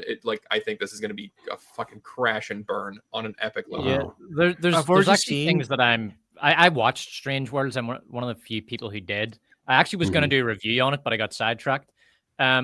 This is making a lot of the same mistakes. The art style is essentially identical to Strange World. It has a box tick, so the kid is partially sighted, and that's 100% ESG. Now, there's nothing wrong with having a partially sighted character, but in this case, I would call it performative diversity. It's so obvious that this is a sort of holdover from that peak woke where you're just trying to jam as many identity points into a character as possible. Another thing it has in common with Strange World, the main sort of mascot, the toy they were trying to sell, the toy character, was a blue blob. It was literally just a blue blob. This thing is just a two-tone blob with a hole in it. It's a fucking abysmal piece of character design. Like, I'm no character design expert, but Jesus Christ, you do not need to be an expert to know that that piece of garbage on the left does not sell. Do you know what I mean? If you were directing a movie and someone came to you and said, okay, how about this for the character design? You'd say, what the fuck? It's just a blob with a hole in it, dude. This is so fucking boring. Do something. Get the fuck out of here, man. You're fired. You know what I mean? It looks a little bit like something, but I'm just gonna. It's so nebulous. It's so nothing. It's so unrelatable. I feel that if Elemental, you know what the pitch is with Elemental, so you can see how that's a big film. You know what you're getting. With this, it takes a long time to explain. It's like that film Wish they had from last year. What is it? You don't know what it is. What's the appeal? What's the draw? One other interesting thing is that, remember when Bob Iger was fighting for his position because he had that challenger? And one of the tactics he had was to take this off the slate and then ditch it by a year or two because he wanted to present and project an image of strength and continuity and cohesion in the studio. So that was the first thing he did was shove this out of sight while he dealt with that issue. So that shows what his instincts were. But I don't know. This is probably going to be a bomb. And very strange that Pixar would go from being the most instinctive studio out there in terms of generating genuine magic and goodwill to plummeting down to this really random, strange stuff. Maybe they just got high off their own farts. Well, the people have gone. The people who made Pixar, Lasseter's gone. It's just Pixar in name only. Yeah, Lasseter was purged during the Me Too movement.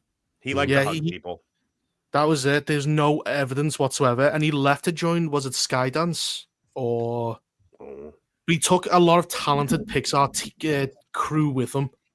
Yeah, so he did go to Skydance over at Apple, and unfortunately, I wanted him to really succeed over there because he came in the middle of a project called Luck, which is not a bad film. It's all right, but it was kind of already underway, and he came in and sort of helped finish it off, and it was all right. And then his first one that he really was 100% in charge of came out on Netflix last year in November, I think, or early December, and it was called something that I can't remember the name of the damn movie. It was a princess and her parents were getting it was basically a movie about divorce for kids. It was really fucking depressing. And it was it was all right. It was very meh. Somebody in the chat hopefully is going to help me with the name of it because Enchanted maybe or something. I thought, the Lasseter magic is he's going to show him, and he kind of didn't. And it was sad. Is there a chance this could bomb initially, but then gradually just stay in there and stay in there? You remember how it's not going to do an Elemental? Definitely not. Well, I watched the trailer and I remember when their characters used to have features, and now they all got this bean mouth look from Steven Universe, and it's dire. It's like very feminine. No skill. Yeah, it's very feminine. There's nothing appealing to young lads. Nothing looks cool. There's no masculinity in any of these characters. But I've got a tweet from Chris Gore, and he said, "It is an embarrassingly awful story. This is the worst movie Pixar has ever made." Wow. Yeah. All right. Well, so we're thinking it's going to bomb terribly. Who would have dreamt? This will be maybe the biggest bomb of the year. This is looking like the biggest bomb of the year. Like one for the biggest or the second biggest, probably at the end of the year when all is counted up. God damn. All right, well, let's move on. Yeah. F1. Like I said before, the fact they didn't release this on Father's Day is the stupidest botch of marketing imaginable. Instead, they're going to release it a week after Father's Day. Full. This is $200 million budget. I think this will break even. I don't know that it's got like it. What this has going for it is this is a definite theater watch. Like if you're even halfway interested in this movie, you're probably thinking, I need to go see this in theaters. This is not a rental. It's going to look great in a theater. It's got serious dad TV energy. If you like Reacher, you're going to eat this shit up. My wife wants to see it. Not so much even that she thinks Brad Pitt is like a heartthrob anymore, but just that attitude, like that cocky guy, and they team up, and you know it looks like a fun character drama. Overall, this one I think this is going to do well, especially in a packed season with a bunch of kind of mid-looking movies. This looks refreshing at the very least. It's not a sequel or a remake or any of that shit. Then you got to think of the cost. Yeah, sorry. It's got Ford versus Ferrari vibes for me, which sort of came out of nowhere and was extremely low key, but then just really did well because people just liked it. And I think this is going to have the same kind of vibes. It's going to be cookie cutter. It's just going to be a trope fest, you know. The old veteran who's brought back against his will to shore up a company that's failing, and then there's a young upstart who's a cocky young upstart. Echo. Yeah. So all of that, it's going to be nothing but tropes, but it'll have some great action sequences. Yeah, it might have some good action sequences, but with a $300 million budget, this has got to pull in 300 million. Yeah, 300 million. It's got to pull in $1 billion. No, it has a 200 million budget. 200, yeah, but you still need like 400 or 500 million, and that's that's a big ask for a movie like this. It might hit that 500, but that's I don't know. I mean, Ford versus Ferrari only did 225 worldwide. Oh, is that right? I have to say, I think this will flop. I don't think that a non-IP movie that I hadn't even heard of until I decided to do this segment.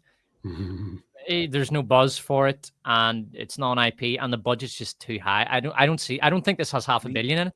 I think this thing's going to top out around. It won't be a big flop. It'll probably be a mild disappointment. It'll top out around 450 million. It'll still make money on, once it goes to rental, it won't have that much more to make. But I think this won't break even. It'll be just short. It would be my guess. So first of all, I need Z. How much did you say you think this needs to make? I think it needs to $500 million. I need Z to say it a very specific way, though. Oh yeah, true. It's been a while. It has. I think this needs to make $1 billion. Okay, now I can give my opinion. I had to hear that first.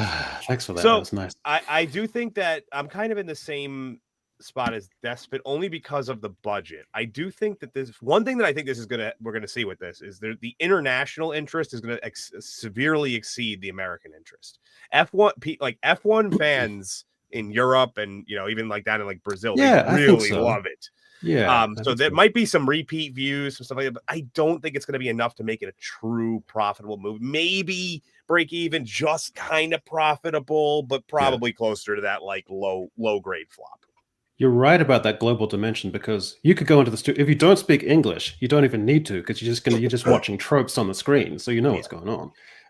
You know what I think it'll do? I think it's going to be towards the end. They're going to hint at the handing of the mantle to the young upstart guy for franchise potential, but they won't actually make a second film because it just doesn't quite warrant it. So that's what I think is going to happen. Brad Pitt does. So a lot of people will always say like Tom Cruise is the last, real movie star. Brad Pitt's almost kind of in that area. He's like the next tier down of where he kind of grew out of the heartthrob era, and he took the acting seriously for a while. Then he fell off, and he's trying to make it back. So he's he still has some pull, whereas there's not many actors that do, but he still has one. So I don't think he might be able to get a little bit extra out of it. Yeah, I don't think people are actually going to pay tickets to see Brad Pitt. Yeah, I just don't think he's going to pull. I don't know. I think this is Moneyball, except on a racetrack, and I think there's an audience for that. He's basically playing the same kind of character. There's definitely an audience for it. It's just not a $500 million audience. No. About 200 million, I think it's going to pull in. Plus, you got to think as well. You've got a lot of other movies to take your family with, because this looks like just a male-only audience. How many men just go to theaters by themselves or with their friends? But I'm talking about He's got pretty a point. much Guys every don't go Friday as a- morning. Like, Guys don't go as a Well, group, really, do they, to the cinema? Like 3 or 4 dudes who are friends. They don't tend to go to the cinema together. Unless I it's like a wouldn't. big If I was out with box 3 lads, I just want to go for a fucking drink because I get to do it so rarely. You know what I mean? Yeah. Hmm. yeah, That's I the mean, problem. there's like the not as much of an superhero appeal. films. The superhero films, you can take your wife, you can take your kids, you can take everyone with you. Whereas Mm. F1, it's like it's just a film for one guy to go in on his own. Yeah, I on could a see. saving I Monday. mean, I could see the kids being bored with this one. You know, So a question here, and I'm not trying to be funny, but genuinely, if they had Pedro Pascal in the lead role, would it break even? it would make $1 billion. Easy. Well, they would say that it made $1 billion. You'd see a lot of empty theaters, but for some reason, all the tickets are sold out. And they would cook the books for it. That's basically what would happen. Yes. See, I don't agree that this is a guy only movie. I think this is like this is a date movie right here. I think that with Brad Pitt being, the older experience, whatever, it's the competency porn part of it. I don't know if the other guy has a lot of draw, but I think that this doesn't seem so macho that a lot of girlfriends and wives are going to be like, I don't want to go see your stupid Lord of the Rings movie or whatever the fuck you want to take me to. But this, this seems like a fun one. And there's a lot of European women F1 fans too. Like that's actually pretty popular amongst women in Europe. So it's the vibrations. I mean, whatever it may be, I don't care what the reasoning, but I've encountered, when I was on like flights before where I went on, it was like an international flight and I saw like women by themselves watching an F1 race. So like there is a market there for that. Now, how much that's going to push it up, I don't know. I think this will do well on streaming. I mean, this is a good streaming choice. If you're just scrolling through the streaming stuff and you go, yeah, it's Brad Pitt, it's racing, good sequence, I could check this on. I think it'll do well. Which streaming service is this? I don't know. Is it made by Apple or is it made by Director of Top Apple? I think. Maverick. So let's see. Yeah, I think it'll hang in there. So will it make its money back on the streaming? Because Apple isn't really that big. Because they always have these massive budgets for these shows that don't have much return. Yeah, it'll trickle over making its budget after being on streaming for ages. That's what I think will happen. Oh, this is a Jerry Bruckheimer film, like his production company. I wasn't expecting to see that when I clicked on this. That sounds like a time warp kind of name. God. Yeah, distributed by Warner Brothers. That's really but it is an Apple film. Let's move on here. Megan 2.0. I didn't know about this. Despot, what do you think? Oh, that's an easy win. It's only $35 million budget, and M3gan made a lot of money. So M3gan 2.0, that's such an easy win. This thing clears 100 million easily. This is going to be a massively profitable movie. Yeah, it might be the most profitable movie of the year, actually, in terms of like dollar for dollar. Yeah. How can they up the stakes in terms of spectacle and silliness? I mean, I watched the trailer for this, and first of all, so M3gan's all grown up now. So she asks for a new body, or some fucking AI asks for a new body. It's a bit confusing. And then they put her in this sort of adolescent body. It looks like a kind of 16-year-old girl. And obviously, let's just call a spade here. They're going for sex appeal. And that is going to have a bigger audience pool. I think they're really trying to grow the franchise because the trailers, in the trailer, it seems like there's an AI, a rogue AI inhabiting some sort of super powerful robot body, and it's going nuts and it's going to conquer the world. And then they have to bring Megan back and put her in this adolescent body to stop the AI. It's really basically Terminator 2. It's Terminator 2. She's the T-1000. Actually, I was going to say, I was going to say it had real like Ghost of the Shell vibes to it, like the way that's like we have this AI that's been put in this body that's able to do a lot of things, but a little bit of everything. You're right. I didn't want to say this, but there is some weird morbid sexual dimension to it. I can't quite put my finger on it. Giving off something in there. It's very Buffy vibes. It's something that people would be shy about saying out loud because she does look like a teenage girl in this. I mean, I've seen girls like 13 that look like that just from being a teacher because I've taught over 1,000 students, and so it's something people would shy away from saying. But I think it's there. It's subtle. It's in the marketing, and it's going to help this movie sell. There's something like morbidly lurid, that kind of TikTok sexuality, morbid lurid quality in it's this very somewhere? TikTok. It's very zeitgeist. It's very zeitgeist. Yeah, TikTok is very much. exactly the right word to describe the sort of visual look that they've Yeah, I got think here and this the is going to poster that be they've gone with. huge. Yeah, this will be big, and you're going to man. have a massive audience with very different motivations and interests in it. And I think that's cool. That's what you want from a zeitgeist film. I think this is going to do gangbusters. Anybody think Agreed. this is going to flop? No. Given that No, it's no, like this is $5? definitely going to be a success. When does it release? Fuck knows. This summer. The trailer just came out, so I'm going to guess that it probably comes out toward the beginning of August. Let me see. Yeah, it's sometime this summer. There's also something in 27th there of about June. AI, modern AI tensions and sexuality as well. There's some interesting little strains Yeah, in there. it So I is. think- It is very. Oh wow, it's the zeitgeist. end of June. Wow. Okay, they Oh. really are. They're crunching it down. I thought it would be at least 6 weeks from now. Yeah. You know what's weird is that some of these but Companion did not do well. I just looked that up because it reminded me very much of that with the whole AI girlfriend, trying to do the sex appeal, but it's a murder bot thing. I mean, it was only 10 million for that one and it made 35. So it's not like they, went broke or anything, but 37 million dollars is not a ton for that one. But this one does have a little bit of already kind of word of mouth following because it's a sequel, but I don't know. I don't know that it's going to be like the $150 million juggernaut. No, it's definitely going to make a profit. It's definitely going to be. It's going to be splashy and zeitgeist. I'm just interested to whether or not media has the cojones to sort of explore those themes that Despot and I are touching on, because they are there, but I don't think that'll quite make it into the conversation. But it'll do well. So it'll be fascinating to watch. Yeah, T-1000 crossed with Chucky, huge amount of money there. So good idea. Okay. All right. God damn it. I'm so sick of these fucking films. $1 billion. It makes $1 billion. Whatever. Of course, it fucking does.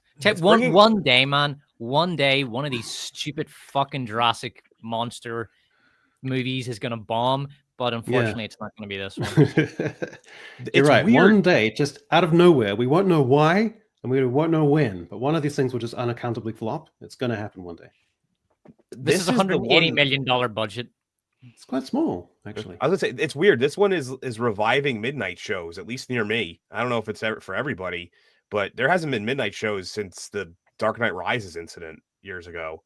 And when I saw that this had a midnight showing, I was legitimately shocked that this was the movie that they brought it back for. What else can they do? Is it going to be exciting on the screen? Because the CGI in these things always looks underwhelming to me. I never get a sense of scale or depth or weight or heft from the dinosaurs. And with the budgets, they should be able to do that. That's what you want to pay for. I had a thought about the Jurassic movies. They were ahead of their time in that when all the other major franchises went woke, Jurassic Park went slop.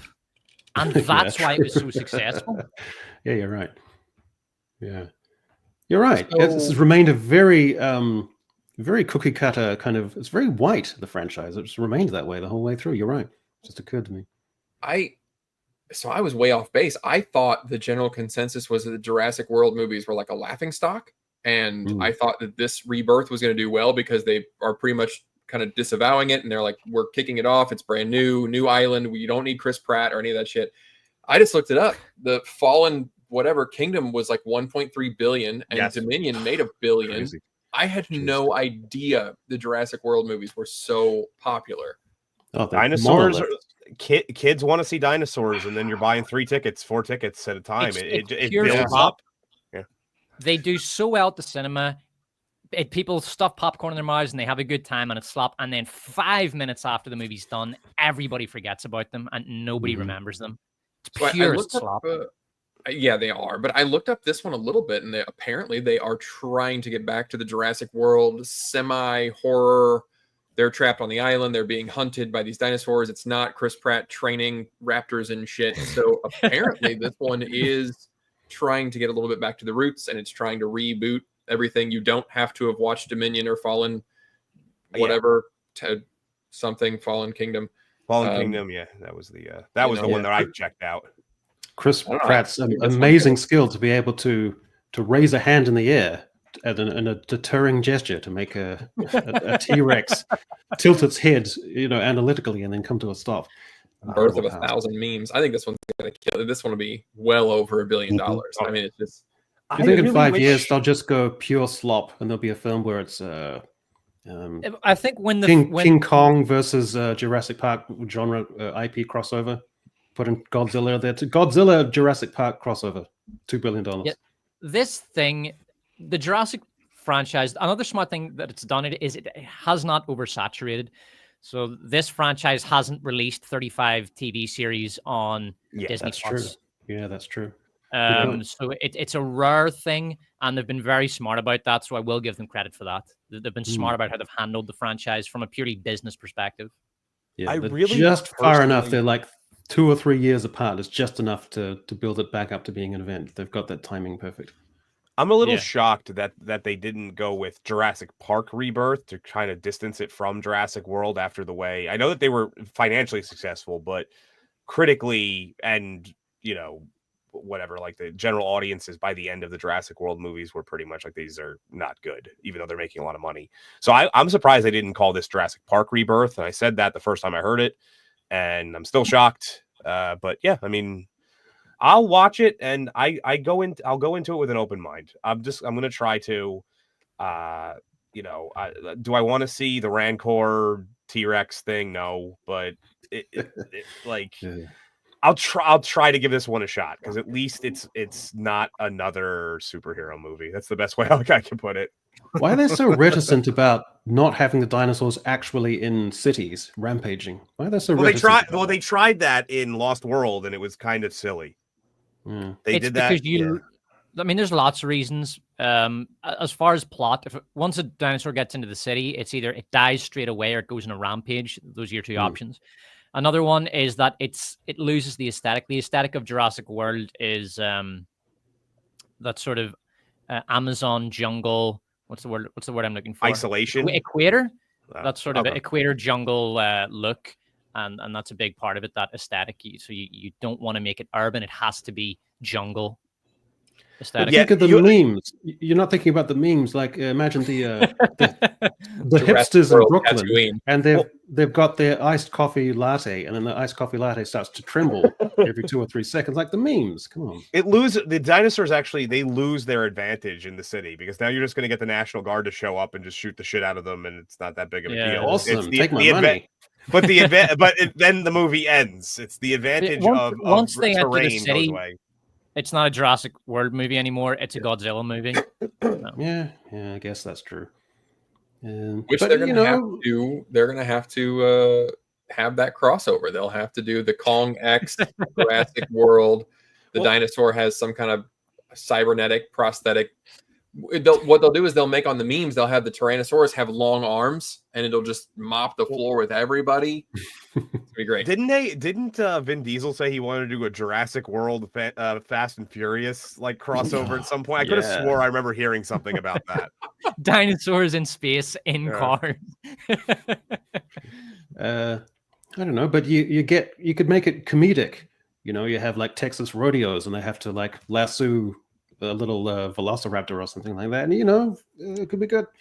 I don't know. Anyway, so it's going to make a huge shit ton of money. That's basically the bottom line. Okay, Superman. Now this is going to be huge divergences here, because I wouldn't have the slightest. I don't know. They've kept it under wraps. No one really knows what the film is. It could be anything. I don't know. And for that reason, I don't think it's going to do well. I think at this point, if you've seen the trailers, it is either a really dumb kids movie with a stupid looking dog bouncing all over Superman and it's slapstick humor, or it's really trying to appeal to 40s, 50s, 60s guys. Hey, it's the classic Superman. We got whatever, Mr. Terrific and Hawkman and all this, or comic accurate fucking bowl cut on Green Lantern, which my brother had when I was a child. You've got like it. I don't know who this movie's appealing to, and I don't think anybody else is either. And it's possible that it is. There it is. It's possible. I'm a huge Green Lantern fan. It's trying to appeal to literally every demographic at the same time, and it's not going to work out. It's I'm thinking 600 million, just because of the name recognition, but I don't think it's going to wow anybody. I also don't think women are going to see this. Like, this guy is not old enough to look mature and sexy, but he also is not young enough to appeal to late teens, early 20s, younger girls. And so it's kind of Smallville. It's certainly not Dean Cain. It's certainly not. I don't think that he's going to be like a real female draw either. It's trying to. It's very meh. It's very meh. It's going to be. Yeah, I'm going to go 600 million.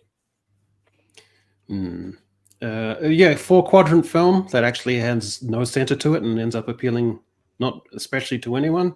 So I think a huge opening weekend and then a massive second and third week drop-offs is kind of what I'm predicting. Yeah. Probably. Reaper, what do you think? I think it'll be quite similar to the Batman, where I think it'll get like 700, 800 million. The people who like it will say it's the best thing ever. Where I think at most it'll be a mid-film. It's got some quite serious competition with Jurassic World and Fantastic Four, which comes out a week later. But I think it'll crawl to about 700 million. Yeah, I agree with Reaper. I think this thing just about does enough to break even. It does look like a very middling film. The more I see of it, it's not that I hate it or I dislike it. I'll go in, I'll give it a chance. It looks fine, but there are elements of it that look very, very James Gunn, and it probably I'm guessing that it will just come off as a kind of dated superhero movie that really reveals the superhero genre as finished. But I still think it will just about make money, but it won't make much money, and it will be the beginning of the full-on end of the superhero genre. Because the era is over. The superhero era ended in 2023 with big bombs like The Flash and Shazam 2, the Marvels. But this will be the end of the genre. It begins with this movie not doing particularly well. But I do think it has enough. It'll have just enough juice in it to get to 700 million, I think. Well, you got to think the marketing campaign has been huge. They've even got him signed up by the Eiffel Tower. So I think on just marketing alone, it will get there. But the interesting thing is you've got the Superman thing that's coming out, and you've also got Fantastic Four. Which do you think will do better than the other? Because I think this one will be Fantastic Four. I think they're going to do relatively comparable. Like I said, I think Superman gets the bigger opening weekend, but then Marvel gets the bigger, more consistent 2 or 3 after that. I think for me, the problem is James Gunn has brought too much Marvel with him. And this is going to feel more like a Marvel film than a DC film. And with DC, you want it to be big and mythic. That's kind of like DC's wheelhouse and vibe. And I don't think they're going to achieve that with this. And DC just never or hardly ever seems to be able to stick the landing to deliver its own DNA on the screen. They got there with Wonder Woman, but hardly anything else. Deliver its DNA on the screen. I'm sorry for that reference. What do you think?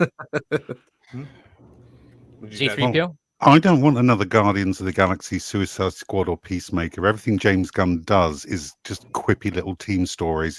It's like he's turned into a modern-day Joss Whedon. And I found the CGI in the trailer to be shonky as hell. And I think at the moment, I think superhero fatigue is starting to set in. I think this is only going to... well, maybe we're at the end stage at the moment. But also, I think as YouTubers become quite jaded when we're overanalyzing these things, it might do absolutely gangbusters with the normies. But who knows? It's really one of those things that could go either way. But this doesn't suffer from the same thing that Fantastic Four does. Is every time they announce something new about it, the less I want to see it. Whereas this one, I still want to go and see. Well, Zee raises an interesting point. Like, are we missing the fact that normies these days, this might be exactly what they want. This might be their idea of masculinity. This might be the idea of what going to the cinema means. This might be their idea of a big, entertaining popcorn flick. Maybe they're not into deeper myths or deeper themes. No, he's right, which is why this thing does get the 700 million. But the reason it doesn't do much better is because of just the competition. There's so many movies that are about to hit that are going to be pulling people that are going to be competing for people's money. And it's the calendar. If it was releasing on its own with no competition, probably do much better. But with that competition, I really don't see how it gets beyond 700 million. Yeah. Well, the question then, go ahead, Greg. Well, I just think there's anything about it that just grabs you. Like, It's Superman. So there are people. I'm with Z. Like, I want to go see it. I'm interested in it. I don't have huge high hopes or anything, but I think a lot of the audience doesn't know who it's supposed to be for. They don't know if it's for them. Like I said, it's got a wide range, and so that trepidation is going to cause them to pick something else or just wait for reviews. And then you know how that momentum goes, where you're just like, well, I'll see it next weekend, and then you don't, and it's not one of those movies that you see the preview and you're like, fuck yes, what's the day? I'm marking it on my calendar. I'm going to go see that. It just doesn't have thatness to it, and so it won't exceed these big numbers. So the question then becomes: is 700 million enough to keep the DC thing rolling with James Gunn's extended things that flow from it? What's the number that he has to hit in order to get that rolling? This has got a budget of 400 million. Does that include marketing? Includes I don't think so, because it got leaked the tax return saying the film cost 400 million. Ooh. I think the marketing's more than that. It has to Well, be. I mean, if the budget is 400 million, everywhere. It's a certain flop. Yeah, because the budget I got was 225 million, which, to be fair, I didn't believe. I thought it would cost more than that. But if it's 400 million, there's no way it makes money. Not a chance. But another effect. Go ahead. Sorry. He's already got the plans in the state. He's already filming the Lanterns TV show. So even if it fails, he's already got all these other projects on the. So whether or not DC is a failure, we're still going to get loads more of it. So I know it's a little late to be bringing this in, but do you think this or Jurassic World or any like Elio, do you think any of these make money not just on rentals but on merch? Do you think that there's going to be a Superman Lego sets that this is going to generate and people are going to want? Do you think there's going to be Jurassic World Lego sets? Do you think Elio is going to sell little purple balls? Superman, I will say Superman, yes, because it's already a popular merch thing that a lot of people will buy just because of the logos and stuff. It might not, and they might not buy it because it's attached to the movie, just because it's Superman. There's Superman collectors. There's that being said, I mean, this movie has just so much working against it. I don't think I've ever seen anything like this where the more is released. So like the very first video that I tried to do a trailer react video on this, and it's actually really annoying. And I said we were judging it too harshly on its first trailer, right? And then they just kept like releasing stuff, more and more and more stuff. And it's at this point, I almost feel it's so saturated. I almost don't. I'm always like, just come out already so I can stop seeing this shit. And is it a new thing that I've seen that you have a teaser trailer, a main trailer, and then 2 or 3 5 or 10 second trailers after that? Is that a new thing? Yeah, I mean, I'm not sure if I would call it new, but I miss the days of that like guerrilla style, minimalist marketing that was pretty cool for a while, where if you knew about something ahead of time, it was pretty cool, and if not, you heard about it word of mouth. And I almost wish they would go back to that, but they can't do that with Superman. It has to be this bombastic, larger than life personality, unfortunately, and that's not what I'm really feeling anymore. When the first trailer, I sort of felt like that. Now I'm like, okay, you keep telling me to see something I don't want to see. Obviously I have to. In a weird kind of way, I feel like I've already watched the film because I've just seen so much Superman content with all the stuff. But another factor is China. Spider-Man and Batman are huge in China. They really like them. But Superman doesn't connect with the Chinese nearly as much. They see it as like an American, very sort of pro-nationalistic kind of figure that doesn't resonate with Chinese audiences. So I think they're going to be modest on that front as well, which is the last thing they need. But that's another thing to chuck in there. It's the human way now. It's no longer the American way. Don't worry. All humans are. All right. I know what you did last summer. These things just keep on going. They won't die. I love how they don't even bother to change the names either. They just keep recycling the name of. I know. Yeah. It looks like for the casting call, they just grabbed the first 5 people in line and just said, "Okay, you'll do."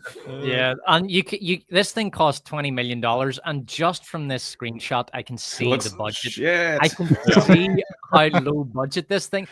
Yeah. I even did a video on this, on these shameless horror cash grabs, these low budget horror cash grabs. Another one was like The Exorcist Believer. Fucking awful. Looked terrible. And cost like $5. And of course it's going to make money. Of course, do you know what? A lot. This is actually their business model. It is so cheap that it makes its money back on opening weekend, and by the time word gets out that it's fucking awful, it's doesn't matter. They've already made their money. That's the business model that's used for Halloween, the Halloween movies as well. With what's her tits. This thing is Jamie Lee following that Curtis? same model. Yeah, Jamie Lee Curtis. This thing is following that same model. Cheap, like look at the fucking costumes. Even they just went to the local unbelievable. mall Yeah, and I'm looking grabbed at them that off a costume. discount rack. It looks like those pants on the far right are CGI'd onto him. Yeah, I know. It's crazy. And It's I'm like- sorry, not even CGI, like Microsoft Paint. He Yeah. showed up. He showed up to the fucking set, and he said to the director, "Look, man, I don't have any pants." He said, we'll fix it in post. Just film the fucking scene." Yeah. So, like, God I damn. know that you guys were saying like guys don't usually do a big, guys group, but I do think you'll have a lot of millennial women that will go see this as a group. This will be like a girls' night out. Let's go Yeah. relive. I know what you did last summer. Yeah, this It'll- is an it'll make easy one. money. This is an easy 80 million, 100 million. This makes its money easy. Yeah. Oh, The guy on the left almost has old man pants and like they're hitched up really high up. Strange. Oh, God. Fuck. It does look Well, shocking, doesn't it? Yeah, it looks I'm appalling. guessing How the many of one these that things have they hasn't got turfed up? I don't know. But Is that I'm guessing four? the one in the denim jacket is going to be the one who's left at the end. It's Yeah, the she- Oh, yeah, yeah. incongruity of it as Sexualized well. one. Like Yeah. the girl in the blue dress looks like a sort of trailer trash wedding maid. And Yeah, then the girl yeah. next to her looks like a British slag wearing her Mhm. best for a night out. It's totally incongruous. Yeah, I would have said Yeah. like Staten Island, but I get what you're saying. Tottering on her high heels, clopping down the main street in Manchester. Yeah. Yeah, I see what you mean. God damn it. All right, well, good luck to them, I guess. All right. Oh man, it looks fucking awful, doesn't it? It's a giant flop. This is such giant a flop. bomb. Definitely. Massive bomb written all Massive over. Bomb. What's And the budget on this?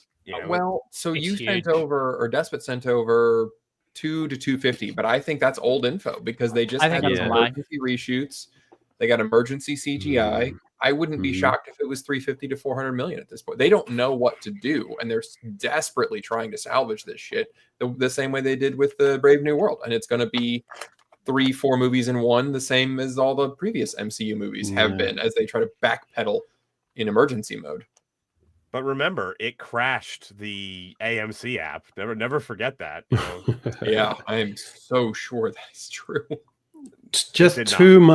too much stuff with the guy who's the hotshot ladies man, but who's actually insecure. Sue Storm is now posited as the leader of the group. Too much Pedro Pascal. There's just these little jabs, and these jabs mount up. The other thing is, ooh, I've watched all the trailers for this, and it looks shit. It just looks like a bad movie. There's nothing exciting about it. There's nothing that makes me think I want to see that. I watched all the trailers for all the movies that we're discussing today. I watched most of them, and there's some of them I really think, like F1. I could see F1. I think I could have a good time with that. Just speaking as a movie fan, not necessarily as a YouTuber, I would go to see that. 28 years later, my wife wants to see that. Like she's really looking forward to that. I think that the trailers for this, they just look shit.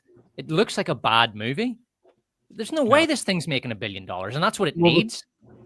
Well, they're trying to be so bland and inoffensive that the only thing they can come up with is family. That's all the film's going to be about, is people just saying family every 20 minutes, in case you don't notice the themes.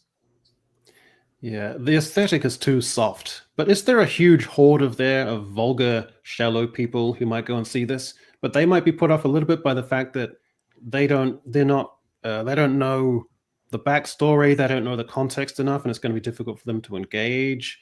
Well, I don't Fantastic know. Four has a fairly simple backstory that could be told in about 30 seconds. We went in space, we got hit with cosmic rays, we have powers. It's really not that, it's the same as Spider-Man. I got bit by a spider, I have powers. Like, you don't really need to go in depth. You could say it even in flashbacks or whatever. Yeah, that was It the just came massive out- problem with Fant 4 Stick. Fant 4 Stick took an hour to do its premise. Like Fant 4 Stick's fucking brilliant, man. I was trying to watch it the other night. It goes over an hour without an action scene, like the first hour. God. Do you think if this came out a year after Guardians 1, then the culture zeitgeist vibe might have been really open and receptive to it, but now it just kind of feels like, this isn't Well, the you've right had place. bomb after bomb. Like, how many failures have they had after Infinity War? You've had mean only Endgame? Spider-Man. Yeah, Endgame. Spider-Man was the only one. And that's not And even then- that's not even Disney. That's Sony. Yeah. So, Yeah. and well, what is it? Didn't Multiverse of Madness made money? But that was pretty much off of the goodwill of Spider-Man. But it was then hated. Deadpool and Wolverine made a ton of money. It was the Yeah, highest- that's an another one. Elseworld story. That feels like a different thing. Like a But for gimmick as every one well. of those, you've got an Eternals or a Black Widow. Mm. The Yeah, Marvel- there's been a 70% flop rate. The Marvels was actually the biggest box office bomb of all time, but I think Snow White probably surpassed it, actually. Yeah. I have a feeling Entertainment Shill Media is going to go into super overdrive trying to promote this and get it going. So what do you think budget? How much money is it going to make? 450. Or what? 450? Jeez, that's Yeah. pretty Yeah, low. I'm gonna say about 500. Name recognition. There are people that Captain just they're Cape shit. diehards for F4. They're going to go see it, but I think the wider MCU audience, that just more and more people are just getting bored, and they're going to go, I'll rent this later, or I'll wait for the same thing. I'll wait for the reviews. The momentum takes over. They don't actually see it.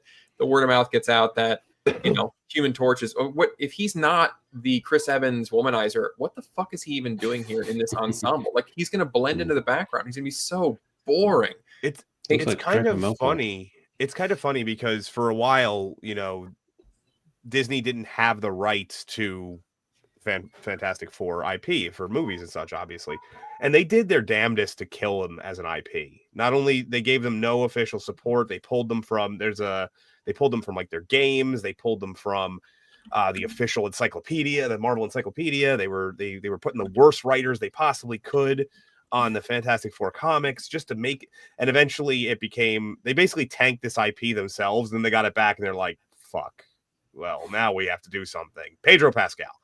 But and that's kind of where we're at. They're trying to rebuild a thing that they fucked themselves. It's hilarious. Does anyone think this is going to? Does anyone on the panel think this is going to make money? Not at all. No. The one thing it's got in its favor is they have, I think, tried hard to focus the aesthetic, color scheme, aesthetic and tone of the look. I think they have tried to narrow it down to an extent like that. It does have that in its favor, but I don't think it's. You've also got Galactus. overall. People are interested to see what he looks like. But I was Yes. looking up the movies that have come out this year, which is Captain America: Brave New World, which made 415 million, and Thunderbolts, which made 379 million. And they were both shite. And that's the other thing. It's the brand damage. Like, the Marvel Sheldom can about the Thunderbolts all they want. That movie's bollocks, and it gets worse the more I think about it. The brand damage is there, and people are just. That's to say nothing of the fucking TV shows. Yeah. And the competition that this movie is going up against, and the fucking fact that the trailers look shit. This thing has no hope. Well, I'm going to be a bit more positive. I'm going to say 500. I'm going to be a bit more. That's what I was going to say. 500 was about what I was going to say. It's still a flop. It is a flop still, but that's the number I was. It's still a flop. Yeah. Optimistic. That's going to flop slightly less. Yeah. Well, actually, it's funny because someone just pointed out in the chat. This comes out basically right at the tail end of Ironheart. So they may have this massive negativity they're already working up a hill. They're already going up an uphill battle. But there might be a sludge of just shit coming down the hill as they're going that they're going to have to now tread over. There's a possibility that it does do even worse than originally anticipated if Ironheart is as bad as we all expect. Yeah. Yeah, but Brave New World was an abomination, and I got 400 million. Everyone knew that movie was going to be a piece of shit. Still made 400 million. There's still some life in the Marvel brand, so I think 500 million. Yeah, but you're talking about you're still talking about a 70% drop off from what their average used to be. Yeah. If they could get back to making $100 million movies, they would be crushing it. Honestly, they can't get out of their own way with just burning piles of cash on these garbage movies. They'll never be able to do that because that's the Disney model. Like, they're not A24, it's Disney. Disney do their audience test screens and their reshoots and their last minute reshoots. That's just how they operate. Yeah. That's their business model. It makes the movies so bad. Like, it's ironic because it's fucking them on both ends. It makes the movies bad. It costs so much money. Like, yeah, I don't, this is another one that I'm not sure who it's for, because if anything, the MCU needs to be trying to get new fans, but this mid-century modern, futuristic 60s vibe, like that's a millennial dream. That's 50s, people in their 50s are like, I want that house. I want to live in the Andrew Lloyd Webber house. Like, I want to live in fucking the waterfall house. They needed to do this as a period piece, unfortunately, because of the fact of who it is. You can't just randomly drop the Fantastic Four in now in where the MCU is. You need to put it in the past, and then you have to somehow transport them to the now. Same thing that they're probably going to have to end up doing with X-Men. There's no way that you can just be like, well, they've been here all along. You have to trump up some weird way to get them involved. Mm-hmm. So fucking at both ends, Requiem for a Dream kind of analogy there. And DarkHour, that head isn't getting any bigger, is it, on thing? Oh, no, the head, yeah. I mean, I don't know. Here's the thing about him. He's supposed to be bigger. I mean, he's not going to be Hulk size, but he's probably supposed to be, I'm not going to bother. But I have plenty of thing books, and he's usually fairly large compared to a car. He looks like he could fit into, a mid-sized sedan right there. He'd be a little cramped, but he looks like he could fit into it. I mean, the rest of the cast is practically taller than him. His head is kind of small. The shoulder, I mean, accurate, like the eyebrow, like that is accurate. Like if you just zoom in on his face, it looks good.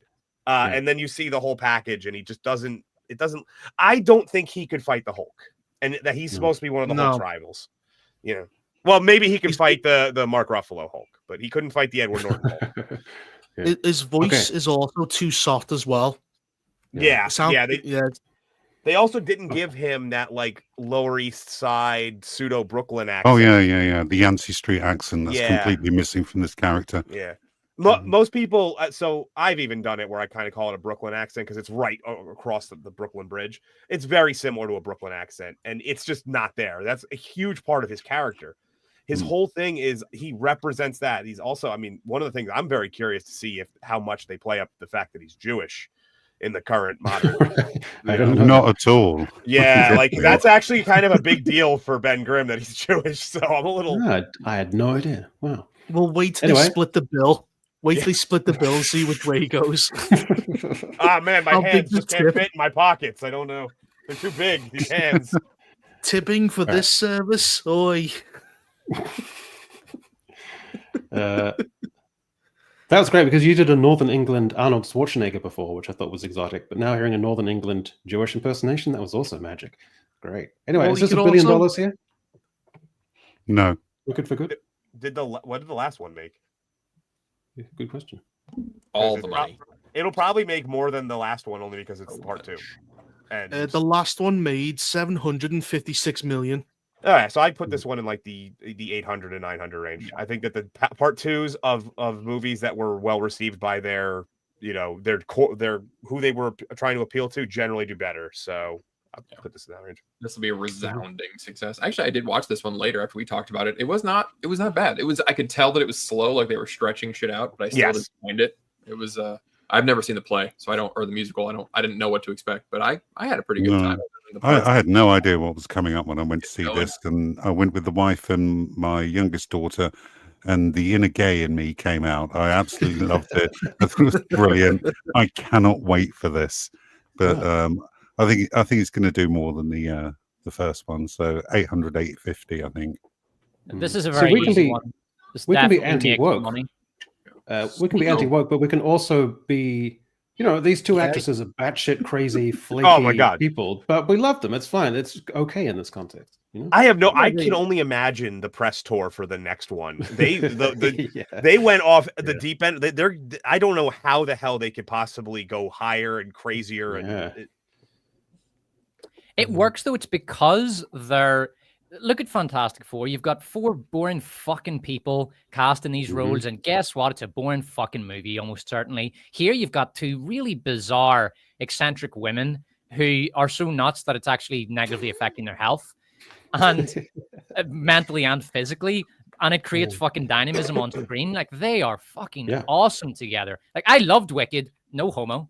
I loved it, and I'm looking forward to the sequel. I got annihilated on B-Sub for saying it wasn't bad. Everybody wanted it to be bad, but it's just a great movie. It's so I wasn't even like, this enjoyable. is great. I was like, I well-directed. literally said it's not bad. It's okay. It's, you know, if you like the play, you'll love this. And people were like, oh, look at DarkHour. He's a As I'm a theater kid. I liked it. I The did only some thing that bothered me is they wouldn't shut the fuck up during the music. It's like, do you guys not know what a musical does? A musical thing is what? You don't have to stop the music to have dialogue. That's what the fucking song does in a musical.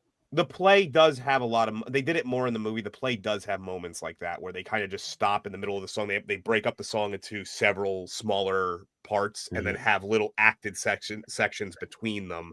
So that was relatively accurate. But I just want to remind the panel that Wicked didn't win the Golden Globe for Best Musical. It lost to Emilia Perez. What? From penis to vagina. Come on. But, you know, the original Wizard of Oz, it was very gay themed, very gay coded.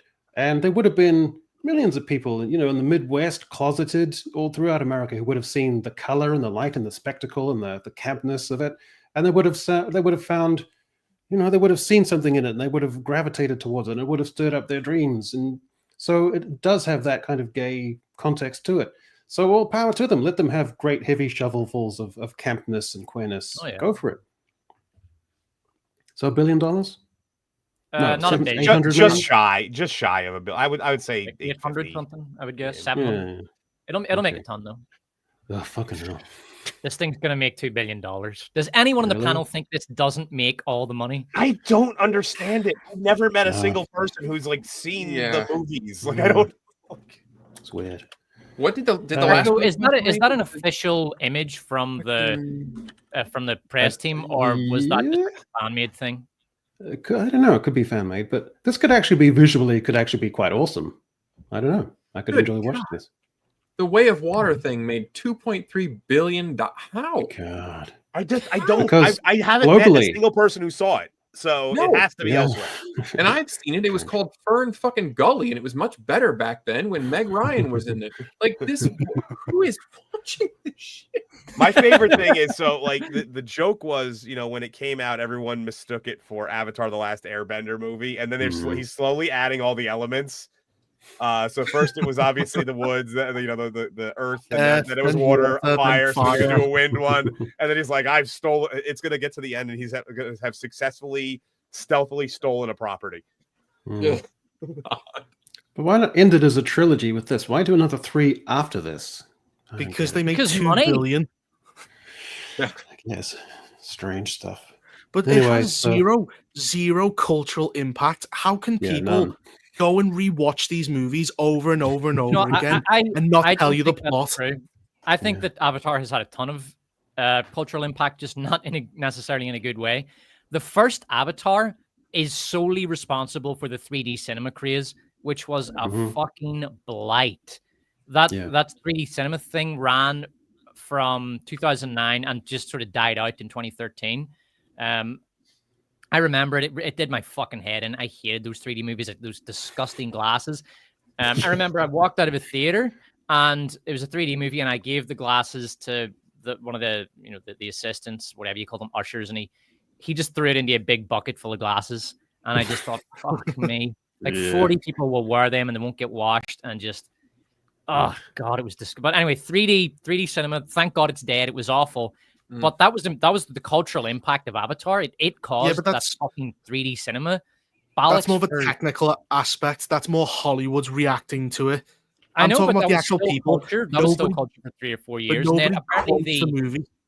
the attraction, like the Disneyland attraction for Avatar Land or whatever they call it, is very popular. It's one of the most popular in Disneyland. I could see when the first one came out, it was technologically, it was just crazy. And so everybody went to see it. I got that part of it. And then when the second one came out, it was, it was like a cultural thing. You just don't want to miss out seeing Avatar, even though I did on the Way of the Water one.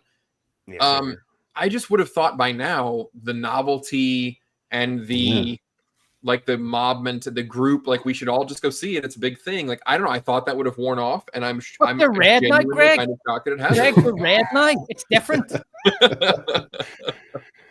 But didn't you say this before with Jurassic World? They sparse these movies out long enough that people Just will long go and enough, see them. Yeah. Anyway, so that I don't want to talk about Sinners. I think I need to charge up my batteries and just like devote a whole stream to it because I've got thoughts. I think we might actually just leave it there. I want to do some super chats. So I'll just go through If you these. didn't like it and you're wrong, and I understand it's hard being wrong. Yeah, no, and Greg, I'm with Greg on this. It's not easy to admit that you're the intellectual inferior of your co-hosts. So it's fine. It's fine. Don't worry about it. Hemorrhoid hurts for $2 of ambiguous currency, which might be Australian. Thank fech, bro. Been missing in some echo and panel, bro. I don't know what my accent even was then, but that's it. So good to see you, HH, as always. And let me see, we got M8566, Doyen of the channel, gifted 5 Echo Chamberlain memberships. So thanks for that. We appreciate it as always. Kind of building up the memberships here. It's nice. It's nice to have a little group of them around. Grifted 5 Greg Owen memberships as well. Grifted? You must Grifted them? Grifted. That's what I do. I'm a grifter. Jeez, come on now. That was... So nice one. Thanks for that. Hemorrhoid hurts again, $5. Okay, did I just hear seminal fluid? Yes, you did. Relating to or denoting semen over the chassis. Yes, you did. I hope so, because I just pulled my pants off. Well, I hope you didn't. But yes, you did hear that in the intro.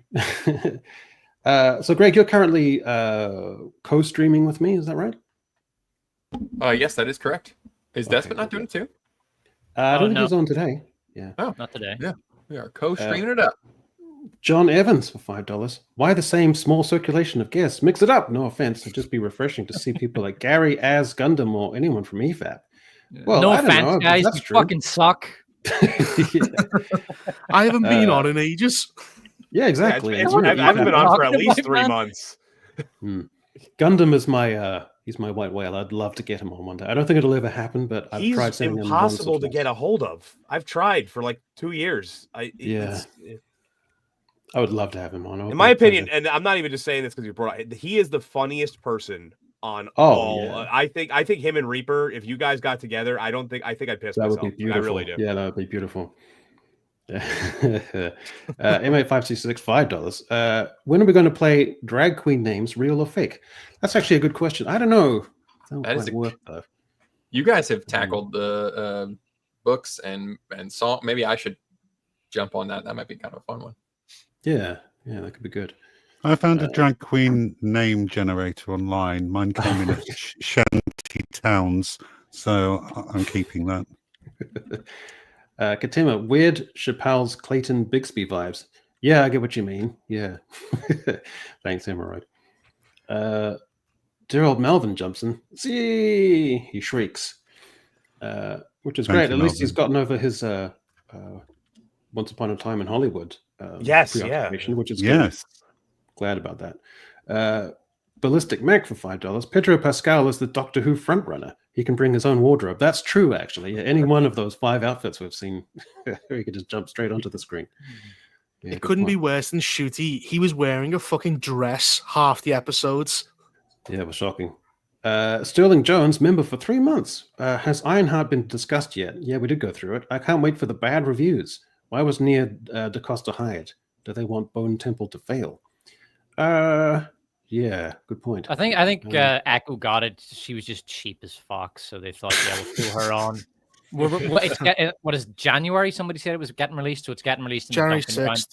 Yeah, it's bizarre. Their business model seems to be that 28 years later is going to be the big hitter, and then it's going to have this sort of B side, which they reckon, if they budget it right, will bring in a little bit of extra money. But I guess that's what they went with. And M8566 again, Dan Murrell or Gundam. I'd love to have either of those guys. That'd be a pleasure. Having them on together would be super strange, but also maybe really cool. So thanks to all those generous contributions in the stream. So I think we're going to basically leave it there. I need to recharge my battery so I can give Sinners my full attention. Another one just came in. Oh, another one is probably from Melbourne. Oh no. Barn Bocock, New Zealand 699. Kia ora, bro. Kia ora from Welling. WHFH. So could join live stream for first time. Whoop whoop. Have a coffee on me, Echo. I will, buddy. Kia ora from Wellington. Are they? You need to tell me if they're going to take out the Gandalf on the back of the thing. They're going to take that from Wellington Airport. They're going to remove it. I'm shocked by that. So tell me in the chat if that's still going ahead. But that's basically it for today. What a tremendous stream. I think we've covered everything in the world of culture and entertainment. So just remains for me to go around the horn. Greg Owen, what can you tell us, the folks? I can tell the folks. We talked about that fundraiser last time. That went amazing. I think we're wrapping it up. I'm still tallying it. I think we raised over $12,000. Really? Well done, man. Safe Families for Kids. Yeah, and I'm gonna be a MC at a 5K this Saturday. I will not be running. I'll just be saying things and doing I'll just try to hype people up. This body does not. It's not running that this happens here. But other than that, thanks everybody that helped out with that. Other than that, what am I doing? Oh, I got a video coming out next week about characters you were supposed to hate but you didn't, like John Walker, and how fucking disconnected everybody is and how they don't understand why people like them. So I'm looking forward to that one. That's gonna be fun. Cool, good idea. Despot, what can you tell the folks? I'm currently working on a 3-hour worst to best of Danny Boyle. So I'm going to rank all of his movies, and that'll be out in mid-July. Good idea. DarkHour. Nice. The most recent thing that I did a video on Karate Kid Legends, which was a huge disappointment. That randomly it took like a week, and then it started getting views. It was like the weirdest thing. And then I'm just taking a break until Ironheart, which is right around the corner. So it's because I know that it's Ironheart, Superman, Jurassic World. It's like I needed that little break there, but we're tiny. But yeah, you can always catch me on my channel on weekends. We do the the movie breakdowns. Everybody on this panel has been on it at least once. I do have a couple of time slots, but usually Sundays at 1 p.m. Eastern. And I was just happy to come back, man. It's always fun. This is probably my favorite live stream to come on. So. Cool, man. That's great. Zee, what can you tell the folks? Well, I'm guesting on the Mr. Brown Alliance channel and the Trev Retro streams. So look out on Tuesdays, Wednesdays, Fridays, and Sundays. Mm-hmm. And Reaper, I'm more psyched and emotionally invested in you getting to 100,000 subs than you are, which is very strange. What can you tell the folks? Well, that's the thing. I actually don't know what I'm doing, so we'll see. Maybe I will. Maybe I'll just die at 96,000. Who knows? Yeah. Could go to war tomorrow, so No one cares about subs. Nobody gives a shit. You get drafted based on your sub count, and be like, everyone will be like, nope. I'll be more productive in the war going, what's up, guys? fucking blown up. All right. Well, thanks for staying up so late. And as is our new tradition now, we're going to end with thoughts and reflections that I've culled from the internet to see us out. So it just remains for me to thank Greg Owen, Despot of Antrim, DarkHour, Zee Threepio, and Reaper, and Kakiti Ono, and we'll catch you next time. Bye.